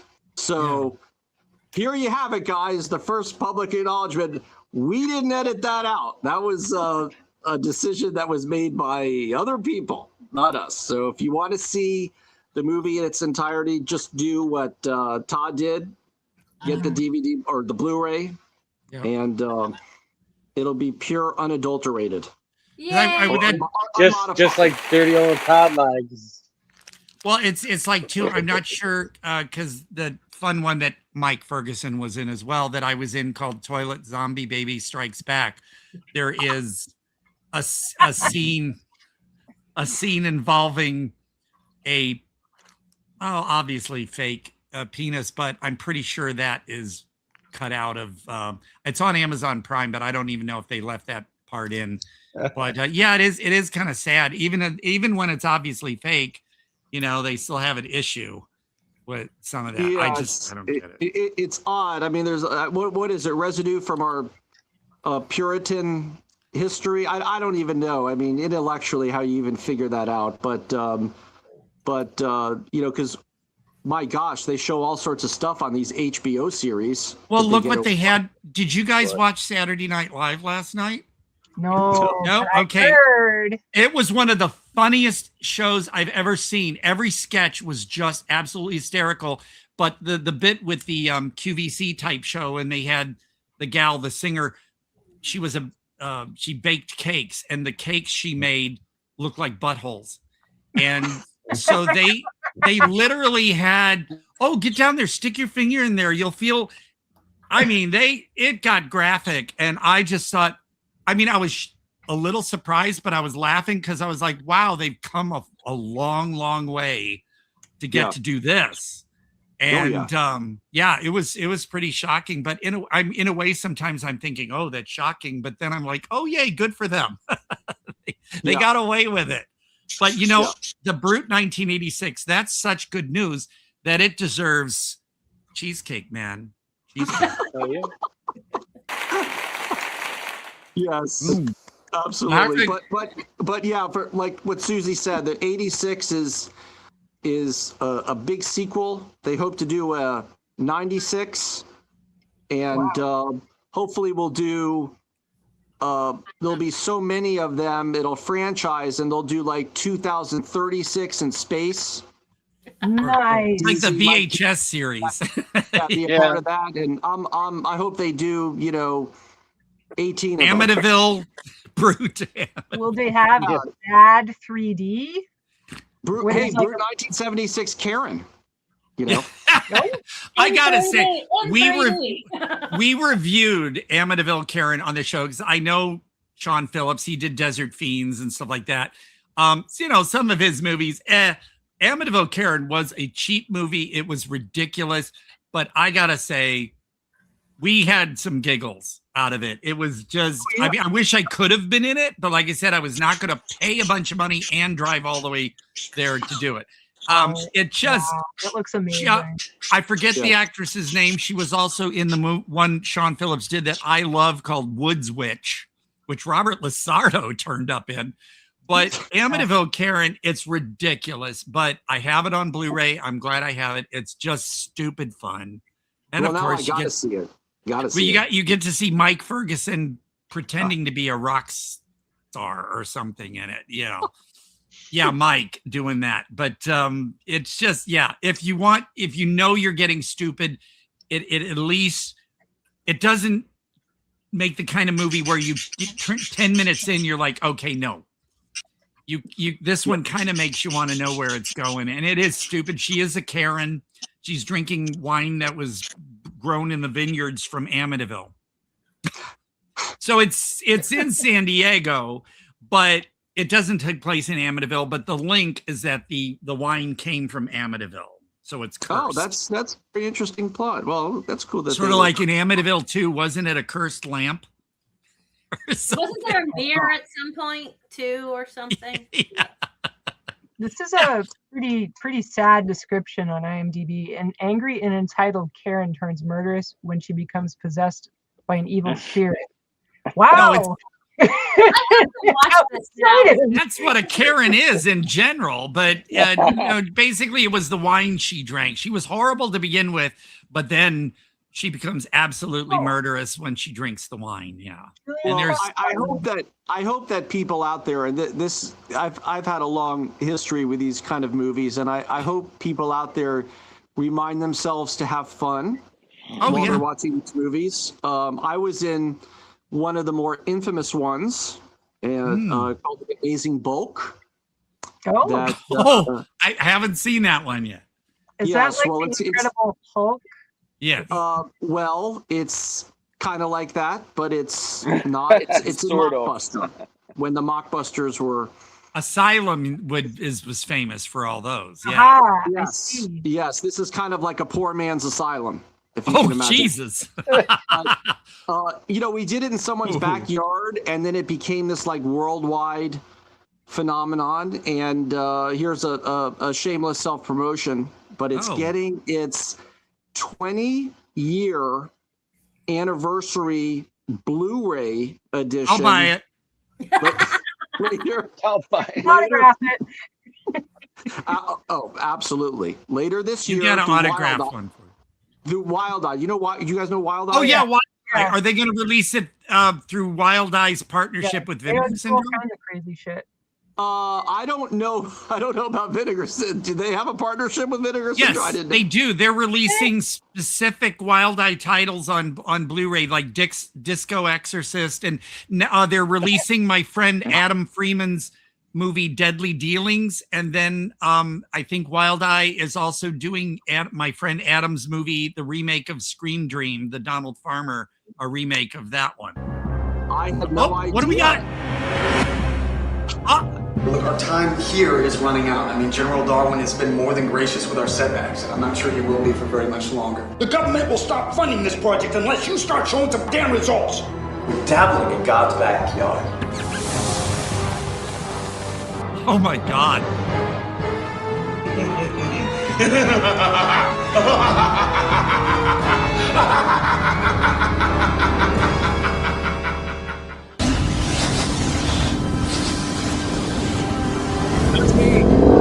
What the hell is that? Well, it ain't Barney the Purple Dinosaur. The time is now.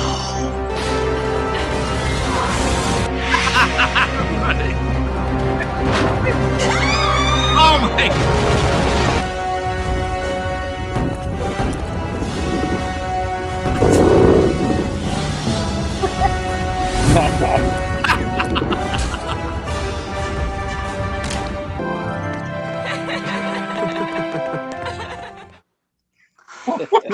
Maybe I shouldn't have brought that up, Susie. But It is currently no, absolutely. streaming That was on great. Tubi and Flex. So. Absolutely that. no overacting at all in that one.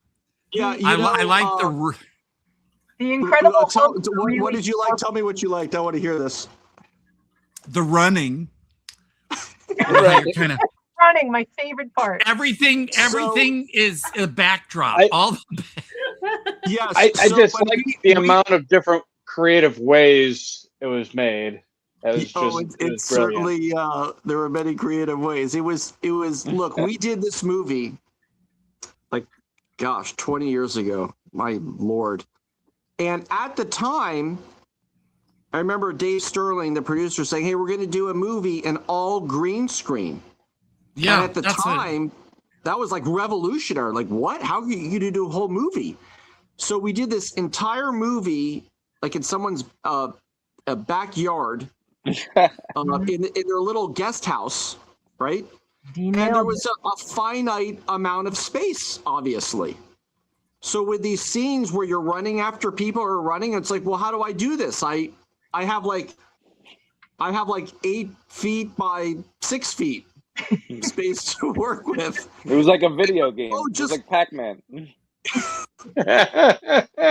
And he's just run in place. And I'm like, okay, no one will notice.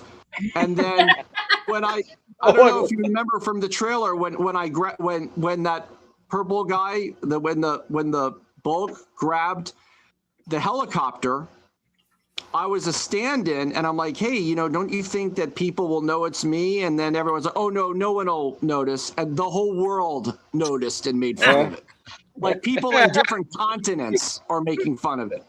Well, you did say it's like 20 years old. So when you think about doing it back then, though, too, like you said, people weren't worldwide. So yes, thank you, Susie, and everyone else for being very kind and understanding. But boy, was that a ball. I'll buy They're it. the movies. Yeah, they're the movies we buy. So I grew up in the 80s and 90s, man. I'm used to that kind of stuff. Look, Toilet Zombie Baby was just a plastic baby with dirt smudges on it and a cigarette in its mouth. And it was moved around like it was moving, of course, so the hand would be holding the feet and moving it so the hand would be off camera. It was just no matter what. And it was stupid. But the thing about it is every actor shot their own scene. So they knew what they were supposed to do. So the video quality was different. I mean, it was Mike Ferguson and Eric Anthony Russo who had this high-end camera and shot their scene. So they looked polished and beautiful. And then the others looked like fuzzy, like miniature phone and other this. It really had a flair though. It was cheap as hell, but it had a flair. And plus, when you have Jonathan Tiersten, the kid from Sleepaway Camp, in it too, it was fun. But that's the thing, the movie knows what it is, but it still didn't do it lazily. I mean, you can tell there was stuff done in this movie to keep you entertained rather than just like, well, let's just get it out there and somebody will pay to watch it. And I did the social distance movie. We did that during the pandemic, and everyone shot their own stuff there. So this huge range of that was a tricky one, though. That must have been tricky to get the timing right and everything for that. Yeah, that Brian did a great job editing that, putting that together, making it very coherent. But what isn't so coherent is the amazing Bulk. Getting back to that, and look, I mean, I just want to say this about the movie, and hopefully I can come back because this is the right show. Yeah, anytime. These kind of movies, I'm realizing. Oh, so when it comes out, I'd love to come back and talk about the Blu-ray because there's all sorts of interviews on it. I'm on an interview with it, all sorts of like fun extras and interviews. And look, at the end of the day, we're all indie people here, and the whole point is with an indie is you do it in someone's backyard and then it becomes a worldwide hit or miss hit. We did Psycho Ape 2 in a backyard, basically. There you go. You got 929. On IMDb, 929 people gave this a 10-star rating. Amazing bulk. Edible bulk. Nice. The amazing bulk. Pardon me. 929 people gave it a 20. Well, like, did y'all see? We reviewed it on the show. Bad. Now they're all doing bad CGI this and that now, but the one that started it was bad CGI sharks, and that one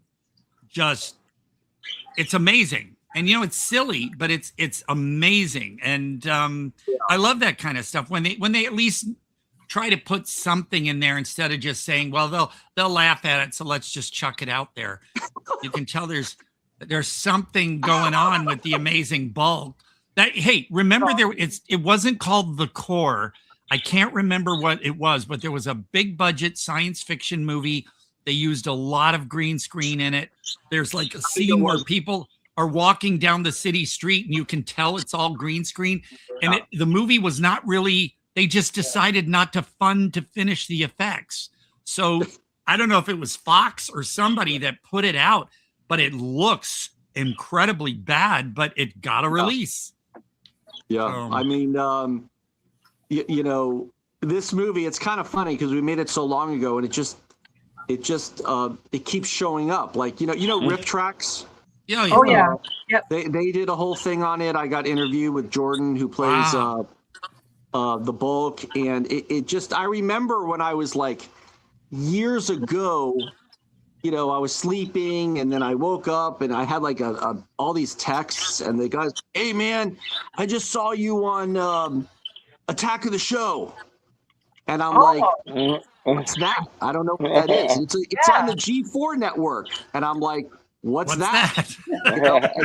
So I've actually found out that I had it on my cable, and then they had just, you know, do what they do, you know, making fun of the movies and good fun. But I just kind of woke up to this, and it's done that throughout the years. That is a novelization done through Encyclopocalypse Publications. Wow. That's cool. So it never dies. It just keeps going and going. And now there's a 20th anniversary, and I'm just hoping to cash in on some, you know, expensive autographs from it. And so there you are. No pressure. No pressure. And you were on that image. Oh yeah. Talk to my buddy Suzy about that. All you convention people out there, because I'm ready to you know, monetize it. You know, nice. Very nice. Yeah, I don't want to get fired, so let's get them booked. Well, Jed, then, if you haven't seen it yet, but it would have been fun to hear your take on this. You definitely need to catch Top of the Food Chain. It's free on YouTube at the moment, and it's listed as Top of the Food Chain. That's the original title. So if you look up Top of the Food Chain full movie, or it says no commentary for some reason, you'll get it. And it's very much, I would think you would eat this thing up. Well, so, I love all things alien and invasions, so I'm surprised I haven't seen that. But it's funny, they made so many of them over the years. There's stuff that you missed. And Alien Trespass, definitely. But no, the other ones, like I said, the one that I think he would enjoy the most is Jesus Christ. Here it is. I love that one. No, okay. I had it here. Jesus Christ. One where Mars. What? Which one? Trail of the Screaming Forehead. Where is the goddamn Blu-ray? Oh yeah, that's Larry Blameyer. Oh yes. Trail of the Screaming Forehead is just primo for that kind of thing. But Top of the Food Chain and Alien Trespass are the other two I would highly recommend. Everybody who loves this kind of thing. But I'm sending you the link. The Top of the Food Chain now. I did give you the link, Suzy. Yeah, and now I'm sharing it with you. Oh, okay. I'm sorry. I thought you said send it. Todd, no, yeah. Todd wanted to share it with. No, it's okay. Suzy, send him the link because I want to know what Jed thinks of that one. And Jed, anytime, you know, just pop in the show. You don't have to promote anything if you just want to hang out and, you know. Well, you guys are great, and this is totally the right show for me. I mean, boy, you're all like have this encyclopedic encyclopedic knowledge. Did I say that right? My publisher that I actually had a novel come out with, Encyclopocalypse. It took me a couple of years to figure out how to say that. So you have an encyclopedic knowledge of my kind of movies, y'all. Yes. So. Well, I would say too, if you do catch Toilet Zombie Baby Strikes Back, I always tell people there are some audio issues with it. Some of the volume is too low. There's a scene where you see the brain that wouldn't die on a TV set, but you don't know why it's there. It's because it's missing the scene where she aims a remote at the TV and turns it on. But he's working on fixing all that and getting it back out one day. But for now, it's that. It's such a stupid movie in all the best ways.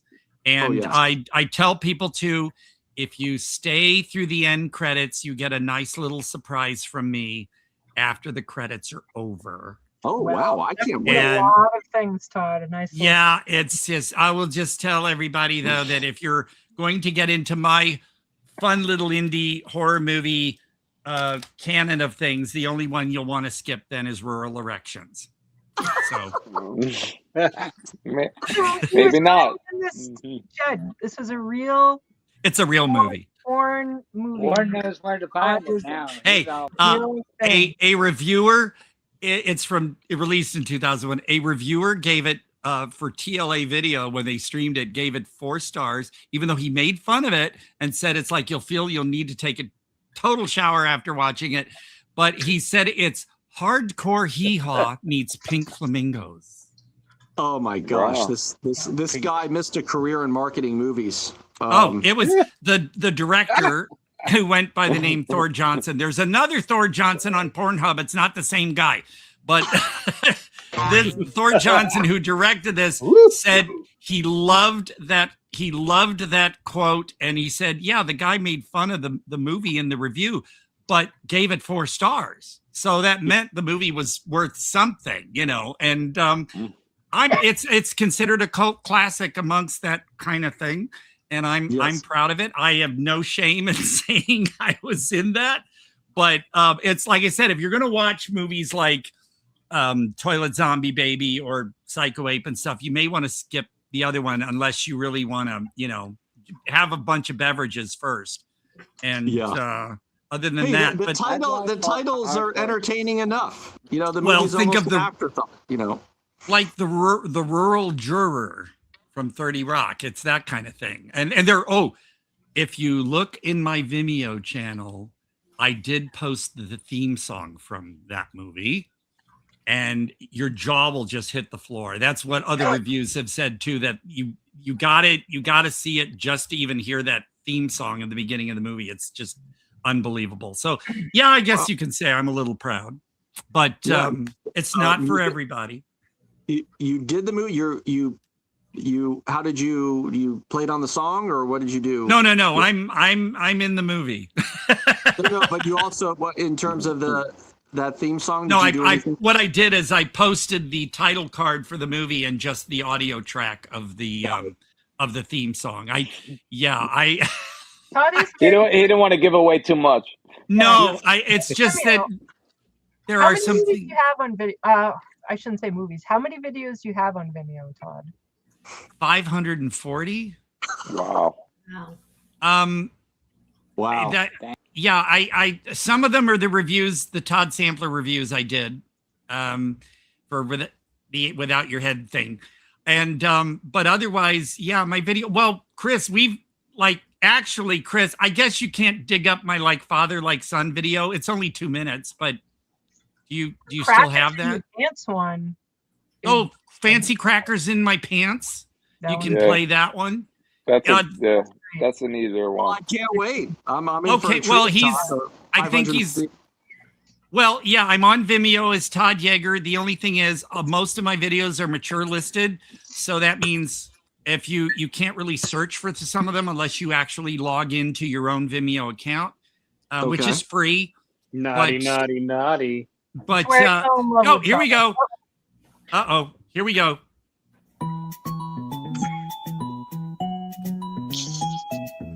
fancy crackers in my pants. Take a chance, watch me dance. Fancy crackers in my pants, they're delicious.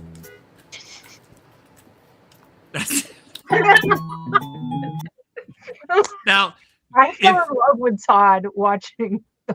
Well, yeah, the you one should use that as an audition piece. You know, you should send that to well, filmmakers. can use that one. Actually, John Devlin, who runs Dagon Films, he put that video up on TikTok.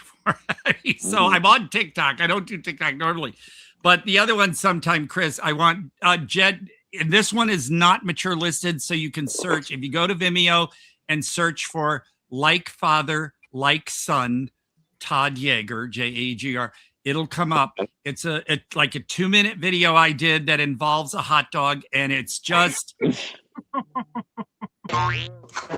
it's not it's not mature listed, so it's not like, oh my God, you can't. It's just that I can imagine you're gonna sit there just going, yeah, imagine that. Yeah, I had a psychotherapist. Not that I saw one. I knew a psychotherapist. He saw that, and he saw my toast and tampons video, and he said, I don't get the correlation. I don't understand. I said, you're using your degree way too hard. When you watch my videos, just realize there is no point. And he goes, yeah, I'm surprised he said anything at all. That's why it's funny. I was like, oh my God. So well, yeah, Todd, it takes a lot to disgust or startle me, but we'll see. You know. Well, no, the Like Father. Remember? Okay, have you ever seen the old PSA Like Father, Like Son, where the boy and the father are sitting in front of a tree, and the boy mimics everything the dad does, including when the dad pulls out a cigarette and goes, "Like Father, Like Son." Think about it. Well, I use that. And okay, no spoilers. I want to. No, you know. That's all I'll tell you, because it's a hot dog and I think you'll laugh, because it's just, don't try to figure them out. That's all. People are working too hard to try to figure my videos out, and you shouldn't do that. We're making Dada, you know, that we're making that kind of art form. Leonard Cohen performed the song for that Fancy Crackers clip. So that voice. Actually, sometime I'll give Chris the original video where I just sang it in my normal voice. And I thought that's not fun enough. So for some reason, I just started going Fancy Crackers. And that was great. That was it. So, and of course, you recognize my... Huh? To touch on something you just said, Todd, you know, the overthinking stuff with some of these movies. I mean, you know, some of these reviewers, it's almost like they're... auditioning for a college professorship somewhere. And look, I you know, like a good intellectual conversation and academia and, you know, getting smarter, and I love to read and, you know, analyzing stuff, but sometimes you just have to sit back and have fun with the movie, right? Exactly. I mean, come on. Sit back and enjoy the movie, right? How Did you enjoy it at all, philosophical? yes or no? How philosophical can you get with toast and tampons? It's just, it does. You know, I don't like that. You don't like it? You need to watch the video. I will have to watch the video. Because but there are several. There are several versions, because in case of music rights, I made 2 versions, and both are still on Vimeo. The one will say director's cut remastered or something, and I think that's the one, because I have my outtakes on after that. And it's not gross. Don't worry, you're not going to be grossed out. But yeah, I'm really proud of it. Toast and tampons. I also did one called International Tampons that I think you'd like. And then, you know, tampons from around the world. And then, but if you noticed in Fancy Crackers, did you see the celebrity guest star? Tell me. No, I didn't. Tell the gal me. that was there with me, that was, what's her name? She was Precious in the movie Precious, and she was in American Horror Story too. Oh yeah, Gadib, Sabori Gadib, that was her. Now that was a cardboard of her, but some people couldn't tell. We're like, how did you get her in your video? I'm like, did you notice I had a little a bag chip clip that was in the shape of a mustache stuck on top of her head?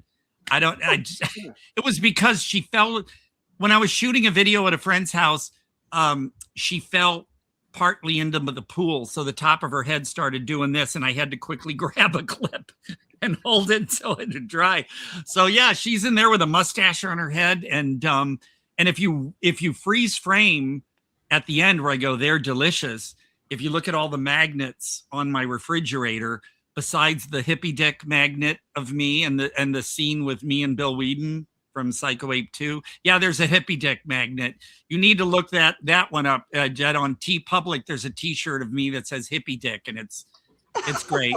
And then, like I said, I found the right show, guys, for my movies. You know, and the best one on my fridge that either some people are appalled or they can't stop laughing. If you look carefully, one of them says, "I miss prison sex," but it's just. Look, that's why. Look, Jed, I think this is why I've been single since 1985. That ain't why. I'm just a little out there for some people, but you know, they're fools. That's Todd quality. So yeah, well, that's the appeal of your show. That's your brand. So it. Well, thanks to Chris and Jack, because they told me, hey, you want to be on this podcast? And I thought, sure, that'll be fun. I'll hang out. And then 3 days before the podcast is up, it says the Todd Jaeger Experience. I'm like, what? Well, wait a minute, what? You're on it. Well, and then look what happens. And then I just got film people just lining up. So. Yeah. I mean, real quick to again go back to Brute 1976. There was a review that came out that I posted. I won't say the whole thing, but just the first couple sentences, which I think a lot of people should, think about. Forget the negative reviews. It's fun and beer party. That kind of sums it up to me. Well, I like. In fairness, it was one of my favorites before I even met you. So just saying. It was a fun, much more fun version of XXX, where the Pearl and because they were on a porn shoot. You guys were on a photography shoot, but theirs was trying to be a little more serious. Yours was just like wow, and that's what I had fun with. Yeah, ours was a little more flamboyant, I guess you could say. That's the word. Plus, when you got a glory hole in the movie, it's gonna be something. I will say I guess I'm being typecast too, because I was the voice of someone on the other side of a glory hole in Domitiano Cristoforo's that Fallacies anthology. Okay. And and then I won't say what the other movie is, but let's just say my voice is going to be again someone on the other side of a glory hole. So I feel a kinship here. Wow. So your voice. The universe is trying to tell you something, Todd. The universe is trying to tell you. I figure with that beard, Todd, you get a little typecast with that beard. Well, of course I get the Gandalf thing. But also something from Harry Potter, and I'm like, no, don't connect me with anything Harry Potter right now, not with it. But I do get the Gandalf all the time, and honestly, before this I used to color my beard because not to look younger, I just loved my original auburn color, and then when the pandemic hit, I was like, fuck it, I don't need to keep coloring this thing, and I just let it go gray, and then all of a sudden everybody's like, ooh, we want you. And I mean, oh, by the way, good news for Killer Cox, the movie about the roosters. I had one scene in there, just one scene, typecast. You push those types of glory hole roles. Hey, I'll do them. But we need a hero. The director said he liked my little.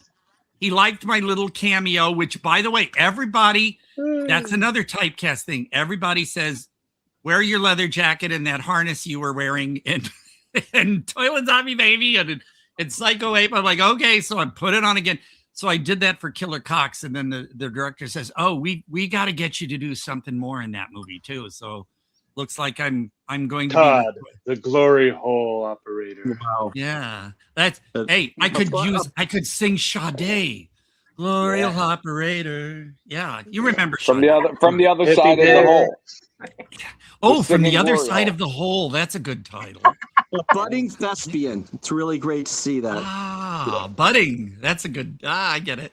So Hippie dick through the glory hole. hippie dick through the glory hole. Yes. No. Okay. So Jed understands. We're getting a little dirty here. We're getting a little dirty. A friend of mine, Gene Barnes, the late Gene Barnes, he was a creative artist, and he was part of there was a group called the Coquettes that he was affiliated with, and he did this countercultural. Well, it was a countercultural porn magazine, but it had poetry and photos, and there was a comic strip called Vikings and Lust in it, and it was called Hippie Dick. And it ran 6 editions because he died after the 6th. But he had me in issue number 4, and I was on the cover of issue 6. An organization in LA 6 years ago had an event honoring. He's already been dead, but they honored him and Hippie Dick, and I didn't know about it, so I would have been there. But that title, Hippie Dick, Neil from Without Your Head, he liked that title, and then he saw part of a photo of me that a photographer did spoofing 70s Playgirl centerfolds with the shag rugs and the, holding the wine glass. And so Neil got the idea to put the two things together on a t-shirt like it was an 8-bit Nintendo image. And and it says Hippie Dick. So people, when they see that shirt, sometime Chris too, when you're on, we'll have to put up the image. It's just people look at that and they do. Mark Torgel from the Toxic Avenger, he saw me wearing that shirt and was like pointing at it, and it was like, what is this? So I like to spark a conversation. Oh, there's Hippie Dick. Those are the 6 issues in the bottom corner. The purple one, that's me on the cover. Yeah. And there were 6 issues, and they are worth. 76 had a lot of. You remember that magazine? Yeah. At the beginning of Brute. Yeah. It's similar kind of artwork. Yeah. Well, Gene was. He was brilliant, and we were going to collaborate on future issues. When I was in St. Louis at the time, and I said, when I get to California, he says, yeah, let's work together on more issues. And then he passed away. So, But are you familiar with the band Bikini Kills? No. Well, they're kind of a underground but known, I don't want to say punk band, but they did a song called R.I.P. I forget which album it was on. That was all about Gene. And so I feel wonderful that I'm connected to these weird and wild and wonderful things. And that's why if they want me in one of the Brute movies, and I'll do a glory hole scene. I'll Joe Netter has the similar beard that you have. I could be a stand-in. He's so nice. Joe Netter's a wicked. No, this is what I live for, the complete weirdness of everything. I love it. So do I. I'm so glad.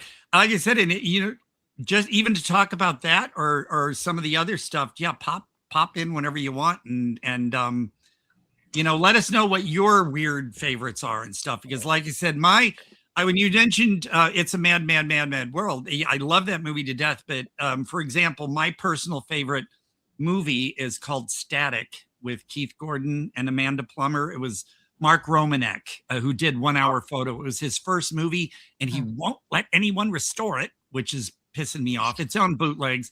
And then my favorite comedy musical is the first nudie musical.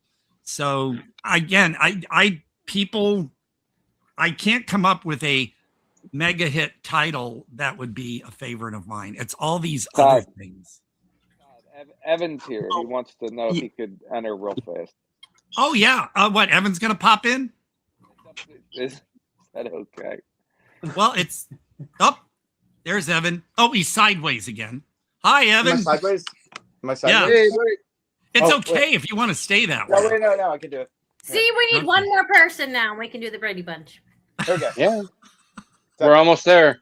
We almost have a full All right, deck. now we're good. Now we're good. Okay. All right. I love someone took the cast of David Cronenberg's The Brood and did the Broody Bunch and did 9 of them together. I have a lot of questions for because I did want to write a review about your movie so that I can give it like the proper audience that it needs, because I'm part of the fam, part of the group. Okay. They've accepted me, so it's their fault. He's weird. He's weird like the rest of us. So yes. You guys kind of remind me of the Birdie family a little bit in Brute 1976. It's Bikini Kill, not Bikini Kills. So which movie did you have questions about? Was it Brute or Blind Bargain? A Blind Bargain, because that looks really awesome, and I do like. I mean, I want to know what it's like being around Crispin Glover, like himself. Like as he, like you said, it's very transparent. But like, did you ask him about like any of his, like anything?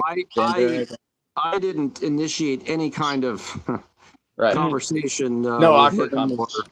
Or anyway, but he was, when I say transparent, what I mean was he was very open, about having nerves for a film, for his scenes, or to really needing to concentrate. He wasn't walking around like, oh, I'm just the coolest actor ever, and I never get frazzled and I never get nervous. He was showing me he was a little vulnerable, and that's kind of surprising from a world famous actor. He was very down to earth and like not something you'd expect. Yeah, it's what.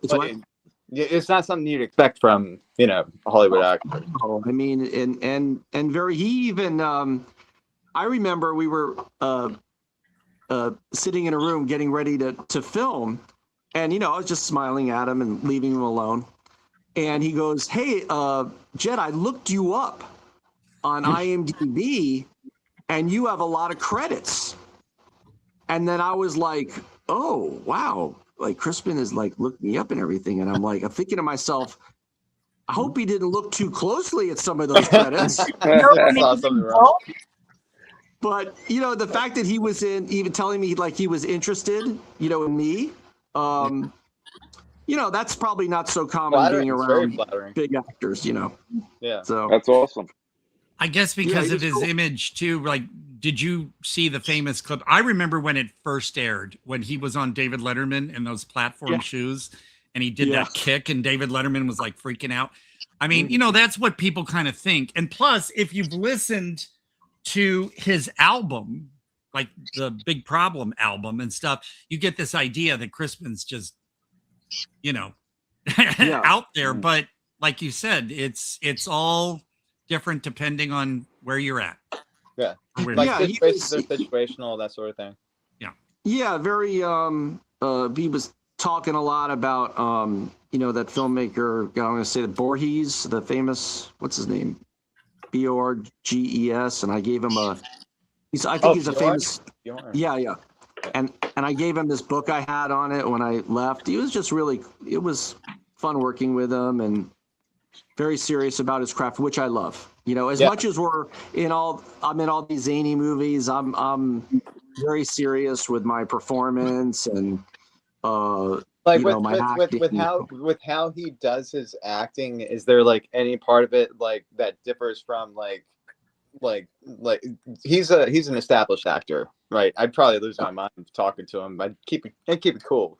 I'd keep it chill, but I'd probably be like, there's actors that think that they're more than what they are.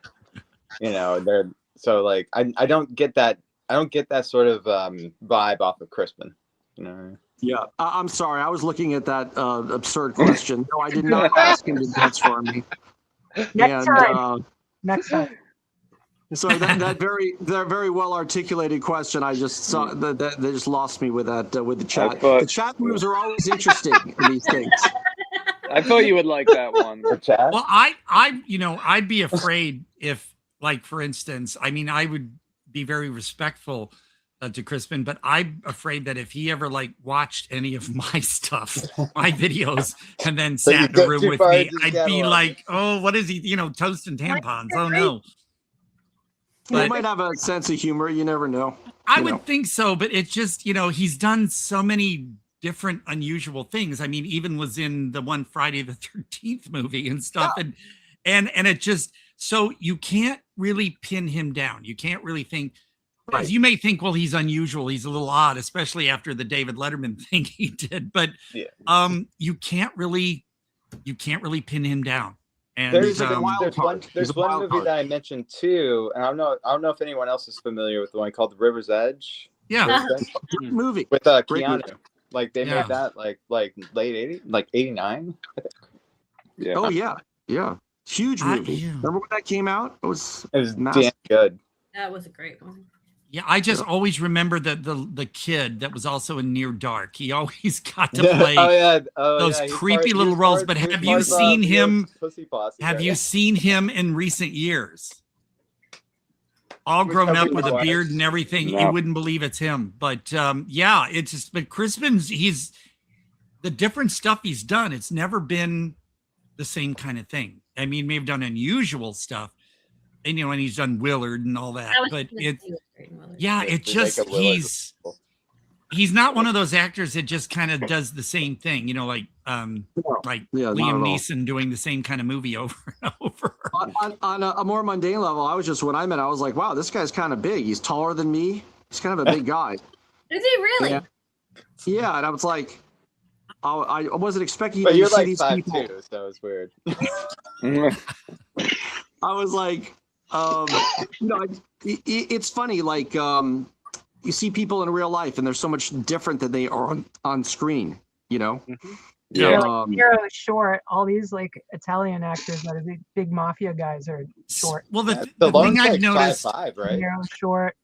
The thing I've noticed is like for me though, when you get me, you get me. I'm sort of like, I don't like, okay, I'm going to get in the mindset of this killer and I'm going to play someone different. It's me as a killer. I just, whenever I'm in a movie, it's me, whatever that role is. And I mean, that's all I can, but people seem to think that's fine. I'm not one of these method actors and all this kind of stuff. I just get in there and do it as if I'm in that part. And that seems to work, thankfully. So what you're seeing now is probably what you're going to get in the movie. Surprising, because I would never imagine that. Well, I said, watch. He's going to be bringing out his Shakespeare. Actually, just the only one I will warn Jed about. You may not want to try to watch until you've seen everything else. Is my Dress to Kill 2024. I recreated the shower scene from Dress to Kill to sort of flip the tables on female exploitation. You know how they're always exploiting women in those movies, and so I thought, okay, so I'm going to be in the shower. Oh, so I did where you're all lathered. Yeah, I did a shot for shot of the shower scene, but it's me in the shower, and then to lighten the mood, after you get through that one, if you can, then it starts over the same scene. But it's me in the shower, and I'm holding a plate of cheesecake. So, and then as I'm sudsing, I'm like blocking something with my cheesecake. It's an Austin Powers kind of thing going on there. Oh, yeah. And but yeah, that one I will warn people about. So now they're all going to go watch it. Oh, I'm a Dickens, but a big Dickens. So there you go. Anyway, but. But a blind bargain. Are we? Do you know of any means of, like you said, physical media, which I'm huge on? Are they planning on that down the road? Is it going to be streaming anywhere, or like it's having its like really awesome, theatrical run now. Yeah, it was in Alamo Drafthouse in New York City, as well as, of course.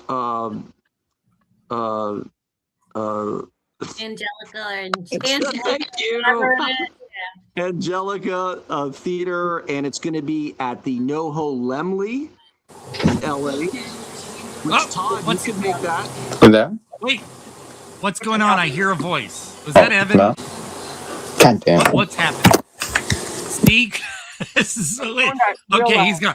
Yeah, that's an Evan thing. So, but Todd, you could certainly make the trip for the North Hollywood Wembley and the New Art. It is playing. I love the New Art. Yes, it's going to be at both theaters this month, May 8th to the 14th. And there's going to be, I'm going to be at the New Art on the 10th with a Q&A to follow. Oh, dang it. Or, you know, if you can't make that, there's plenty of other times in that from the 8th to the 14th. Well, so nothing like seeing a movie like this on a big screen, you know? Do you wish this is going, because it's really so excellent, so fun. Is there, and I don't know if you could say one way or the other, is there an expectation of a wider release? Because I would think this would be. Because I want a goddamn Blu-ray. You know, it'll definitely have a Blu-ray, but you know, it just got Annabelle. It just got its second week at in New York. So really? It was just slated for that first week at the theater, and then, you know, because it did pretty good, it got awarded a second week. Yeah, well, I'm hoping more people will then seek out Johnny X and That Little Monster once they see what Paul does and go, wait a minute, I want to. If I like this, I want to. You know, I really, really hope people rediscover those other ones, because Johnny X I like to throw in every once in a while because it's just kind of, you know, groovy. And That Little Monster is odd because I saw that. I think he shot it here in Palm Springs. Paul came down to Palm Springs to shoot Bob Hope. Did he? Yeah, Bob Hope is in it. He's in That Little Monster, and Bob Hope's out there cracking jokes with his golf club. And I thought he came down to Palm Springs to shoot that. So I just love the vibe and the energy of his work. It's just so refreshing. Whereas other indie people, I love their style and everything, but Paul has this liveliness, this stuff that's just amazing. So yay. Well, he's gonna like to hear that. And the fact that you tell him he can come on anytime. All of his movies, you know. Oh, you have? Well, no, he's you done. Have, you have Johnny X. You have That Little Monster. Yeah, you know, you're gonna have a blind part. It's cool. Oh yeah. Well, then I was gonna say, if he did other stuff, like, did he do short films or anything? He did a bunch of films throughout his years. He's always made movies, but those are his three main releases. Yeah, and Johnny X got overlooked pretty, in general, overall, it was overlooked. And that's a shame, because when you had, wait, it wasn't Kevin McCarthy, was it? It was, yes. Was Kevin McCarthy in it? When I saw, and Paul Williams? Yep. Fan of it. I was just like, wow, they got some really cool people in this. And then the musical numbers and everything, it just, God, movies like that, just, come on, people, discover them. Yeah, isn't that soundtrack kind of that CD amazing with the sleeve in it and everything? I'm so happy that you have that. Oh yeah, no, I ordered the soundtrack separately. What I got from Paul was the movie and that little poster, and then I went back and either on eBay or Amazon, I can't remember which one, I made sure I got the soundtrack. So there we go. We have both of them. Yay. The song Here We Go, Paul let me do some slide guitar work on that. Oh, that's track 21. Awesome. Cool. Yeah, so you know who released it? Yeah, like, who knows how to play a slide guitar? Kritzerland is Bruce Kimmel's label of the first nudie musical. He's the director. So there you go. There's the connection. Bruce Kimmel. Bruce Kimmel's a hoot. I love his stuff. I got to meet him. I have the original Paramount poster for the first nudie musical. And when they screened it at the New Art back in 2012, I came up to him with the poster, and he goes, "Where did you get that?" And I said, would you sign it? He goes, you want me to write on this? I'm like, you're the director, you know? And so he graciously, he says, I love that you love this, is what he wrote on the poster. And then I got one of the dancing vaginas and 2 of the dancing dildos to sign it as well. So, but that's so funny that this is a Critzerland release. That is so funny. I thought you might have known that when you brought him up earlier, but no, so I didn't look. I mean, I've listened to this and everything, but I totally forgot that this was a Critzerland release. Yeah. And by the way, folks, Bruce Kimmel told me that he supposedly was going to reissue the first nudie musical on Blu-ray in May. I don't know if that's happening yet because it's been listed as not in stock on his site for several years.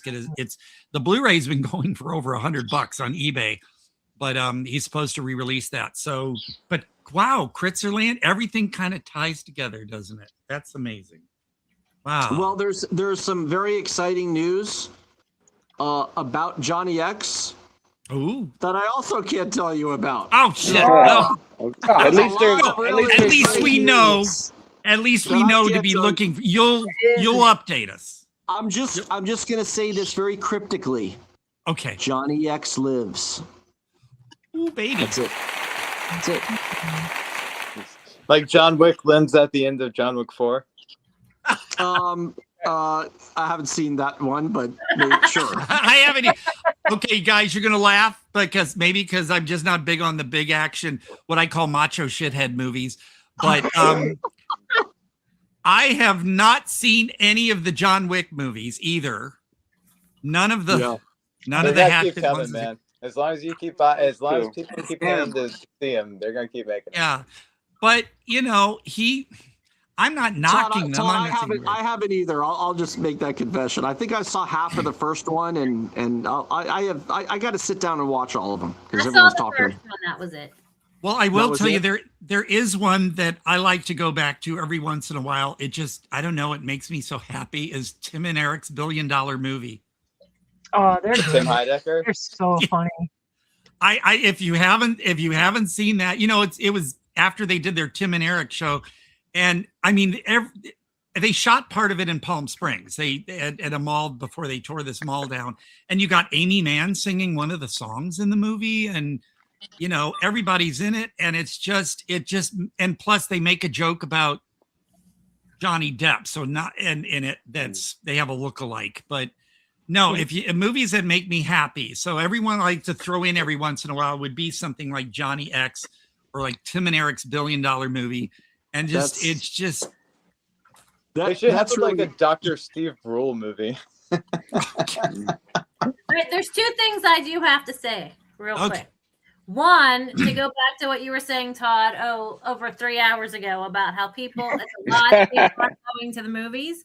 Yeah. I got to see A Blind Bargain in the theater with Jed. And it was a smaller theater still, but it was pretty much sold out. There wasn't that's why it got its second week. Yeah, because so people are still going, and they are going to see this movie. So and some people are coming all the way from Pennsylvania to New York City to see it. So Todd, there were at least 3 people in that. Stuart. Yeah, there were at least 3 people in that theater that came from Pennsylvania to New York. Yeah, 7.8 out of 10 on IMDb. Yeah. If that was next weekend, I would definitely consider going to New York. And then to where? To New York. I live near Boston, so it's like a 5-hour. Okay, I'll make a decision soon because it might. Or just go to LA and see it. Just get on the plane and go to LA. Oh, that would be. Yeah, Annabelle, we can meet up again. I have to get out there. Maybe when gas prices. Oh, geez. Yeah, I know.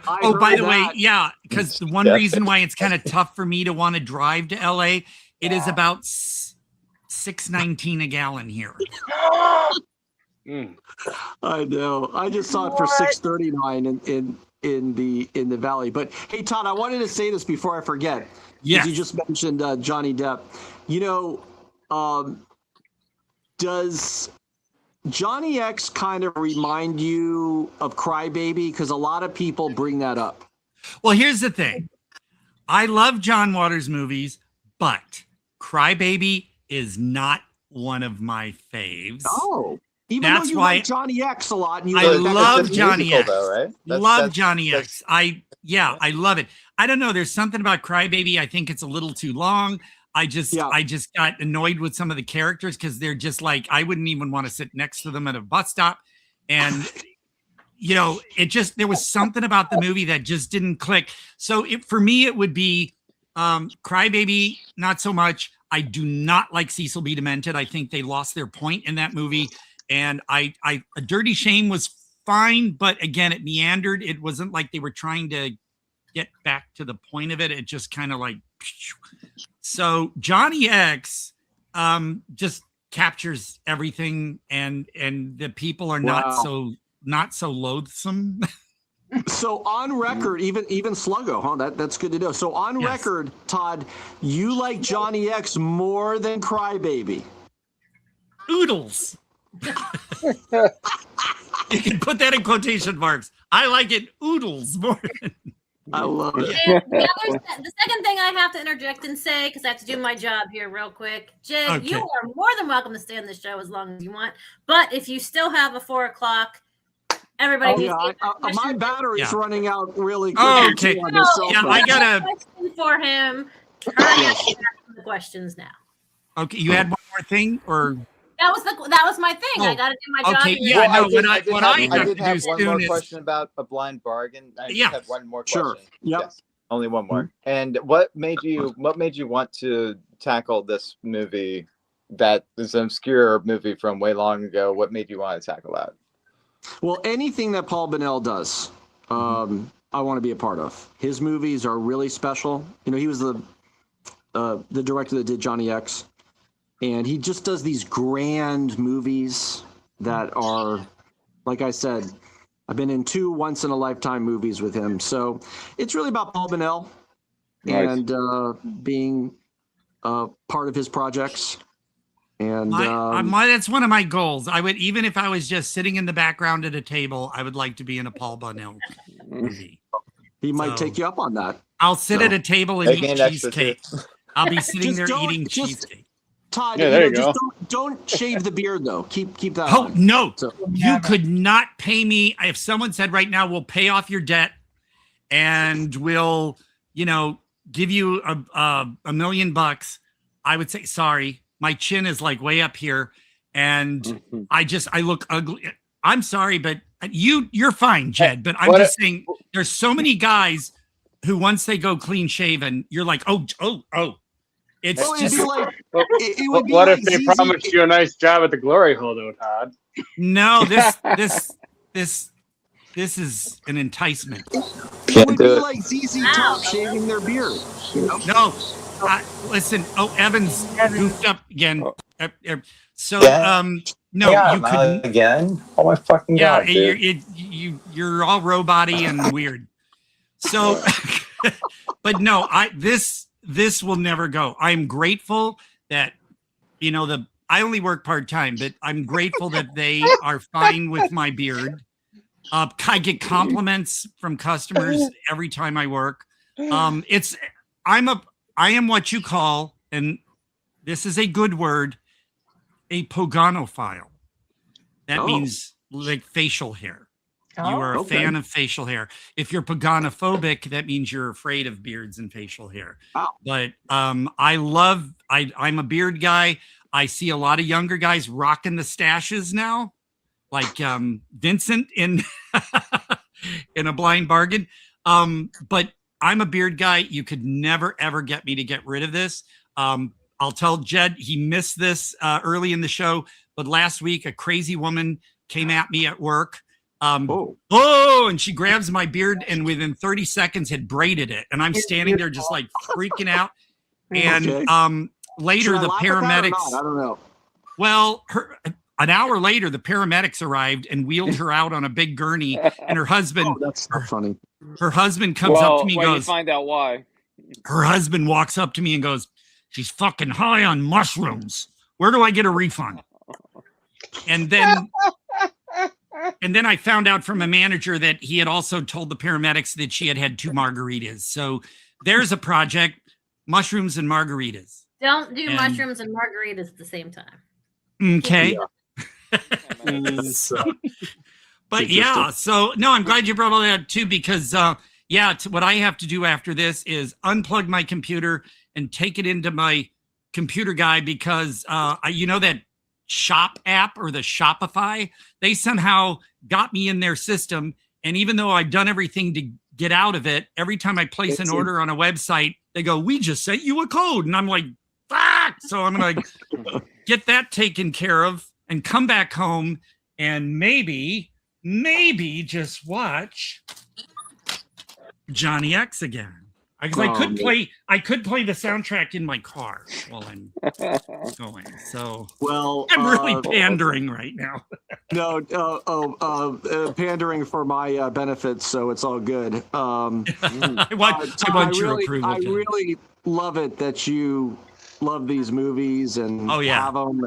That's just wonderful, and everybody else, just thanks for being interested and supporting, and I mean, you guys are really, this is what gives us indie people life, is people that are interested and into these movies, and it means a lot, So we're here usually every Sunday unless something weird happens, and like I said, I'll be tuning in, and I'll be contributing some annoying chat. Well, feel free to pop in and just feel free to pop in and hang out and let the weirdness happen. It's all fun. We love having, because I was hoping Bill Whedon might pop in today because he loves to hang out. I'm very disappointed he wasn't. Yeah, Bill messages me every damn day, which is a good thing. I don't mean damn as in a hate thing. We have conversations every day. I love it. And it's great when he's here, especially when I get to hear him laugh. So yeah, it's just like, you know what? I'm not doing anything. Pop in the show. Well, happy to have you. I'm a fan. I'll be here, and also on your, I'll try to make my way through that Vimeo page. Oh, beware. And the sad, here's the thing. If you do, I will say, if you do go on Vimeo, do it on a PC, like a big screen, because on your phone, you can only, you got to go through one thing at a time. Whereas on a PC, it gives you 2 columns. And it's even better if you have access to 75-inch. There, you will go down a rabbit hole, not a glory hole, but you'll go down a rabbit hole because I have people who tell me, we just got a couple of beers and smoked a little, and then we're like, well, what's this one? Oh, what's this one? And before they knew it, 3 hours have gone by. And I gotta warn you, there's plenty of nudity, there's lots of cussing. So you've been warned. Well, Todd, I'll just reiterate, takes a lot to offend me over the years. Good. But maybe you'll pull it off. Who knows? I get it. Posted. Let us know. That's a challenge. Definitely. Oh, this has been like, this is so great. So I'm just so happy because when Suzy said, well, hey, how about having Jed? I was like, please bring everybody in. And yeah. Do you have room for one more? Like, yeah, come on. I was like, shit, I didn't mean me. Always. Oh, Everybody. yeah, no. Yeah, you. Well, look, because honestly, too, because eventually, too, we'll get a Gonzo Geezer thing going when we know more about that, because I am still dumbstruck that I'll be acting along John Dugan, Texas Chainsaw Massacre, and Bill Whedon. And I'm still dumbstruck by that, and I just hope I can live up to everybody's, because it's Todd, me. I gotta introduce you to Joe Netter. You guys really remind me of Joe. So you guys will. Oh, wonderful. Same weirdness. I'm not alone then. I'm not alone. Okay. Because Todd. You have a kindred spirit, Joe. So. I get told there's a lot of doppelgangers out there that look like me. I get that here in Palm Springs. Don't you teach at COD? Weren't you at the Village Fest playing a guitar? I'm like, no. I swear I thought I seen him on 8 Mile. I always used to joke, where can I meet these doppelgangers so I can make out with them and see what that's like? That's not weird at all.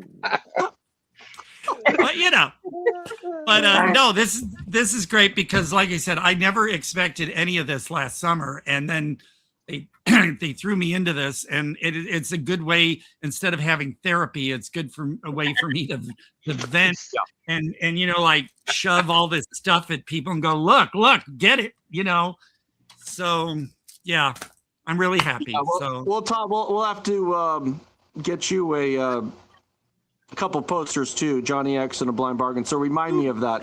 Okay. Well, are you Facebook at all? Yeah. Yes, I am. Facebook Jed Rowen or actor Jed Rowen on Instagram or both.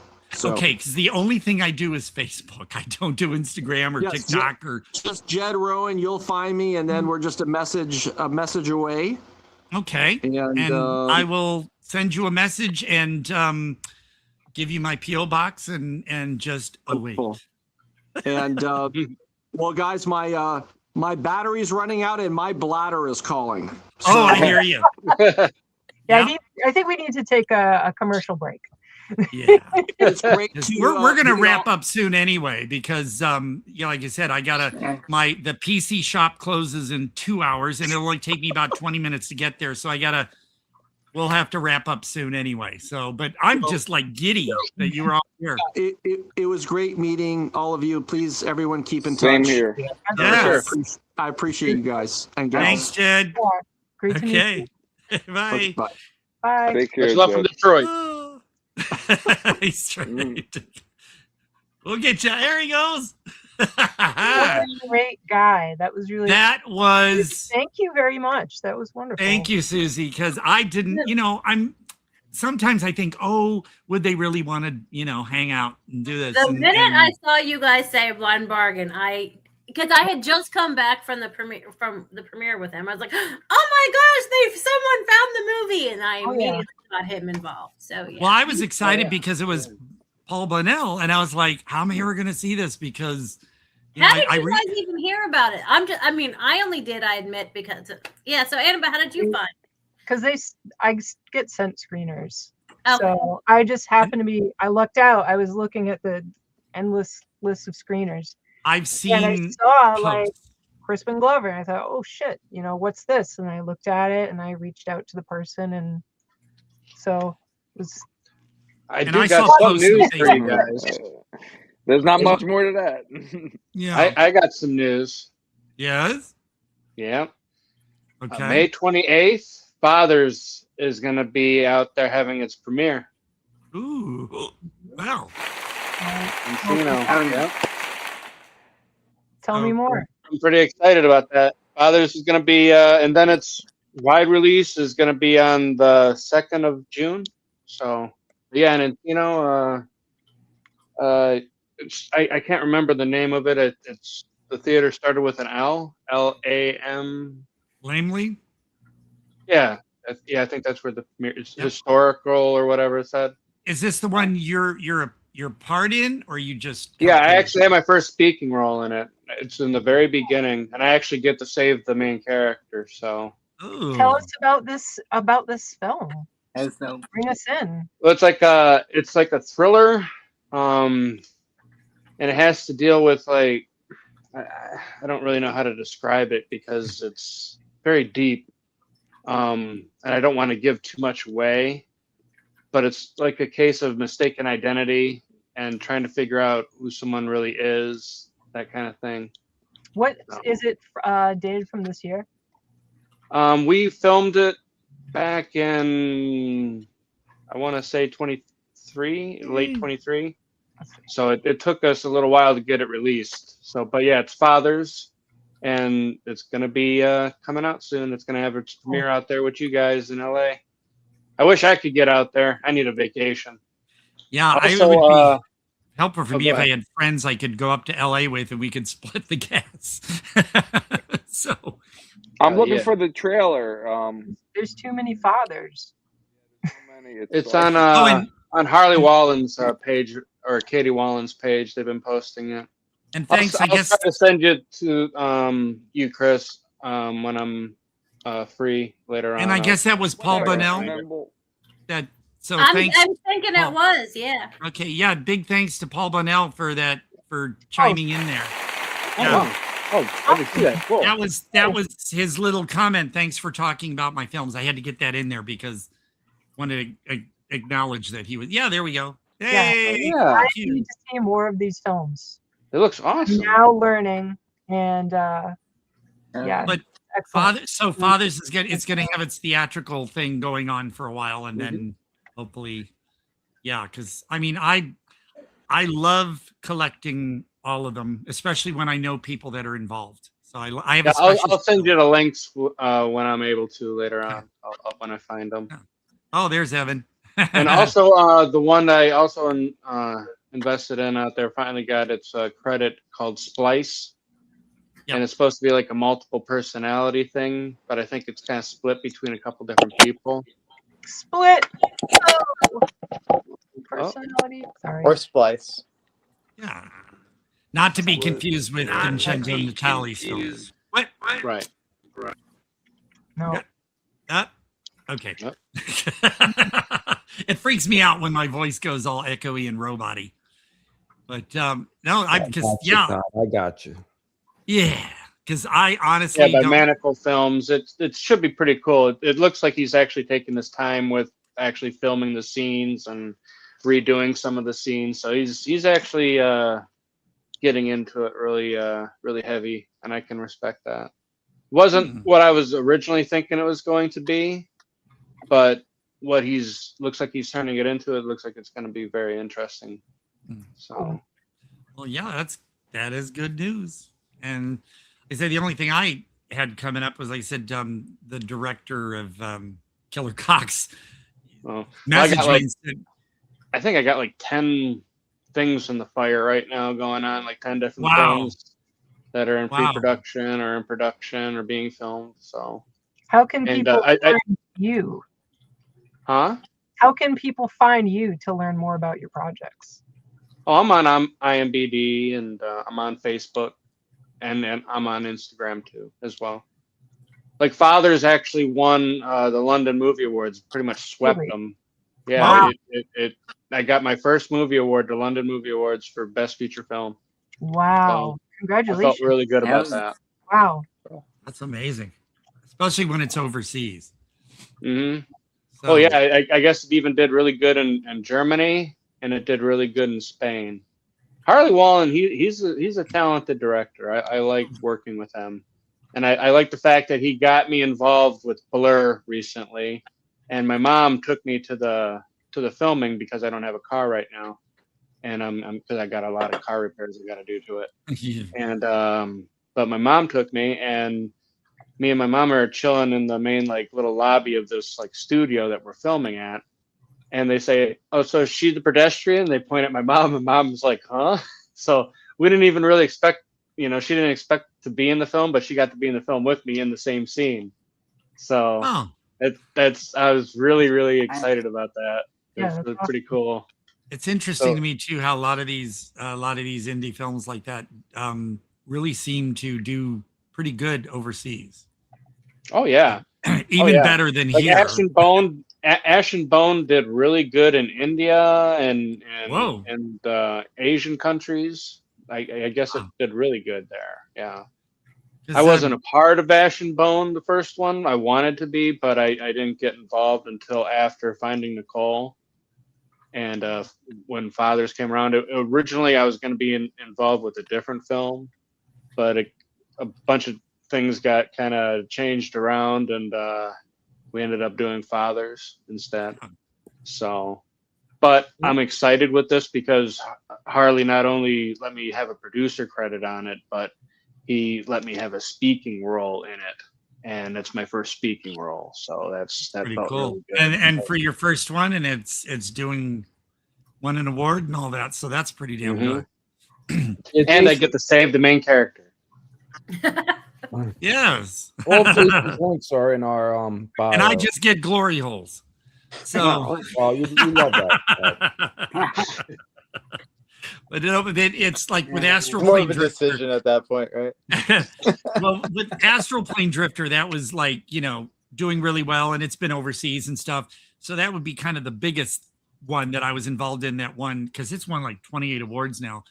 But the other ones, they're all Domitiano's movies. There must be at least 8 or 9 of them that won Best Feature awards overseas in countries like European countries and even Turkey and stuff. And it's weird because a few of the films I haven't seen, but they're just not accessible over here anyway. But to find out that they've won all these awards overseas and stuff, it kind of makes me just like, wow. And it's funny too how here in the States you have the audiences who are in the know and catch on, but overseas it's just like, it's amazing how they just pick up so well in these countries you wouldn't expect. So yeah, crazy stuff. But yeah, you can find me on IMDb under Jason Faucher, Faucher. So, or you can find me on Facebook under that. I mean, I go by Jaybird most of the time, but my name's actually Jason Faucher. You know, Jason Reaper. That's what it actually means. Like in French, would mean like Reaper, maker of scythes or whatever. So, kind of cool little like tidbit about my last name. Nice. That's cool. Because my name Todd Jaeger means the fox hunter. So, yeah. There you go. But okay, and my name's Evan Landon. That means that I probably have cancer somewhere. Oh, yeah, okay. we just released the video on Instagram actually. So okay. And Suzy, if people need to get a hold of you somehow, is there ways that you like to put yourself out there for that? Oh, I'm on Facebook. I'm on Instagram. I have a website. It's all Suzy Snowflake 412. You can find me that way. Okay. Okay. And we're going around. Annabelle, any reason? Or you just like this Annabelle Lecter, or also Dear Annabelle Lecter ended up being a thing. Yeah. So that's it. That's me. Probably if you look me up, you'll find like a pastry person that doesn't use that name and is like defunct. Well, I have all of your links in on the YouTube page. Okay. Jason's, Annabelle's, all the people who are on all the time. And for me, basically, it's just Facebook and Vimeo, and that's about it. Yeah, I don't get out much. We don't want you to go out, Todd. Hey, no, you got to make it out to Michigan so you guys can get to my cabin, man. We'll have a nice like camping trip. Go rafting down the Asabo River. Ooh, nice. Sounds I fun. want you to go out. You need to start doing conventions so we can do Gonzo Geezer Gorefest and get it out. Yeah, well, that'll be an interesting. Yeah, like I said, it's all going to have to configure with mainly my finances. So, but yeah, if it's local, if it's kind of in this, yeah, that's why you have me. I get you to go. I get you the deals to go out to these conventions. Okay, We're gonna make it happen, Okay. Todd.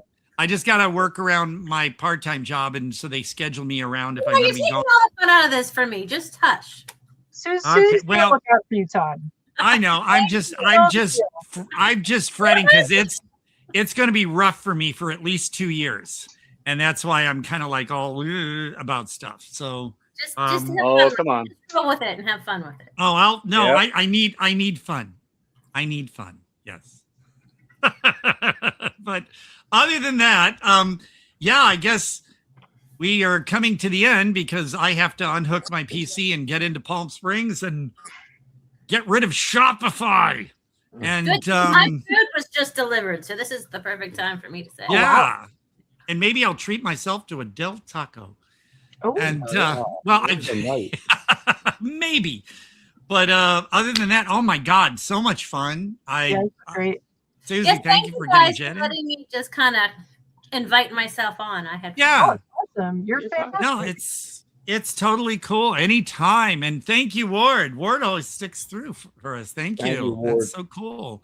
And Evan, sorry I had to kick you temporarily. Oh, Your thing was don't worry glitchy. about that. yeah, it was trippy. You were cursing your cat out and everything. Oh, well, no, the cat was the problem, probably. But I do have an article coming out later on today that I'm finishing up on DylanAcinema.com. But I'm on X at Evan Landon. Not a hard person to find. also on Facebook and Instagram, whatever. But like, I'm finishing up my article on Dead of Winter, which is a fucking great movie. Like, which Dead of Winter? The one that came out last year with the one Emma Thompson. Yeah, I loved it. That was fun. That was such. That was a fun. So yeah. like, I just like had to write a whole article about it, and then people are asking me to write other articles, and I'm like, okay, no, this one I need to talk about. So. All right. Well, unless anybody has any more news or anything we need I also got involved in the short film or war film project called 5 Days, with a 5 and then days after it or something. So it's supposed to be about like an SS battalion who has is trying to get this message to the command where they can wipe out these allies, and the allies end up getting this message, and they got 5 days to get it to their command headquarters. So I thought that was a pretty cool little, indie film to make. So I wanted to make a war film or some kind of like war short this year. That was like one of my little goals, and that one just kind of happened along. So I'm like, oh, cool. So I jumped in on that one. So nice. It's very reminiscent of like 1922. Remember that movie? Where it's like it seems like it's one continuous shot the entire way through. Yeah. Remember that. Okay. Annabelle, you had something you were gonna say? I don't know. You don't know? Sorry. I was gonna say that was I don't know. You lit up for a second and then okay. All right. Anybody? Dean, thank you, what? Dean sat out through the whole thing too, being entertained. Oh, he did. Thank you, Dean. Over in Ireland. Thank you, Dean. Yeah, Dean that dude was super cool. Needs to come on the show again too. It was always fun. Yeah, thank you, Dean. Yeah, it always turned out to be a lot more fun than I expected. So, what did you expect? No, I mean, I expect we're gonna have fun, but then a lot more happens that I didn't expect, and it's just like, wow. Because I always think, what are we gonna have to talk about after this point? And then it's 4 hours. So we have to talk about bees next week. Bees? Yeah, I saw your thing. I'll have to go in depth in that when I get back home. I'm sure we'll find I wanted to talk about the movie Rats, Night of Terror. Oh yeah, okay, because that's based on the James Herbert novel. And the vampires, the werewolves are Italian horror. Yeah, the Rats one, that's based on the James Herbert novel, I think. Because I've read all of James Herbert's books back in the 70s. We got to build a list for people to watch, because I would love this personally. I didn't mean to interrupt, but now I have. To be able to hopefully get the audience able to see whatever our primary film is that we're going to watch, if possible. We can. Yeah, like top of the food chain. Involved and like chat and know what's happening. Well, I was putting it out there that they can. I'm gonna try to do I'm gonna try to accompany everything with like my review of the movie, so that people can be like, okay, well, here's the background of what happened. Yeah. That's why I was putting out there that top of the food chain was on YouTube for free. So that everybody had a chance. I thoroughly enjoyed that movie, and I've never seen it before. I didn't know it existed. So it is on my one of those list. Mandela effects for me. So I must have come from where we have the cornucopias on the underwear. Thank you, Dean. The plug for as an indie Canadian movie to, if you can, find ways to rent or buy it. Yes, definitely to support. Do that. If you can. And top of the food chain is like on my list of all-time favorite movies. It's something I can watch. I'm going to be buying it for up north for sure. Yeah, it's on DVD. Just you got to hunt hard for it on eBay, because it's either going to say top of the food chain / invasion, or what I do is tell people type in invasion Campbell Scott, because if you put Campbell Scott's name in there, it's probably going to come up easier. But it's worth hunting down. The DVD is not expensive. So, get it while you can. I just will say that the DVD is not widescreen. It's one of those square, pan and scan. Yeah, pan and scan. I was actually going to say goodbye again, because as long as goodbye ever, but I see a cat at the very corner. I need to see the full face of the cat before. All right. Oh, kitty. This is soul. There you go. God. That's Soul, my co-star for my That's little just God. morning show. I just wanted to see the cat. Oh my God. Goodbye, Evan. Oh, what's that? Sorry. I was saying goodbye. Big Jim. Everybody's got a toy. All right. We'll see you All next right, week. everybody. This has been the Todd Jaeger experience. Oh, we lost Suzy, but that's okay. All right. Goodbye, Suzy. So the Todd Jaeger experience, Todd Quality Jaeger, Captain Cartoon, Chris. Am I pointing right for Annabelle? Yes. Okay. Annabelle, Evan, Jason, and join us next week. Fun. We'll keep you Have a posted, good- audience, about what we're gonna do. Right. So where Yes. should people look for Twitter. where we do things? Twitter, Facebook, Discord. Cool. We'll keep you all posted. Much love from Detroit. Love you guys. And All Detroit. right. Well, see you all next week. Adios. Bye.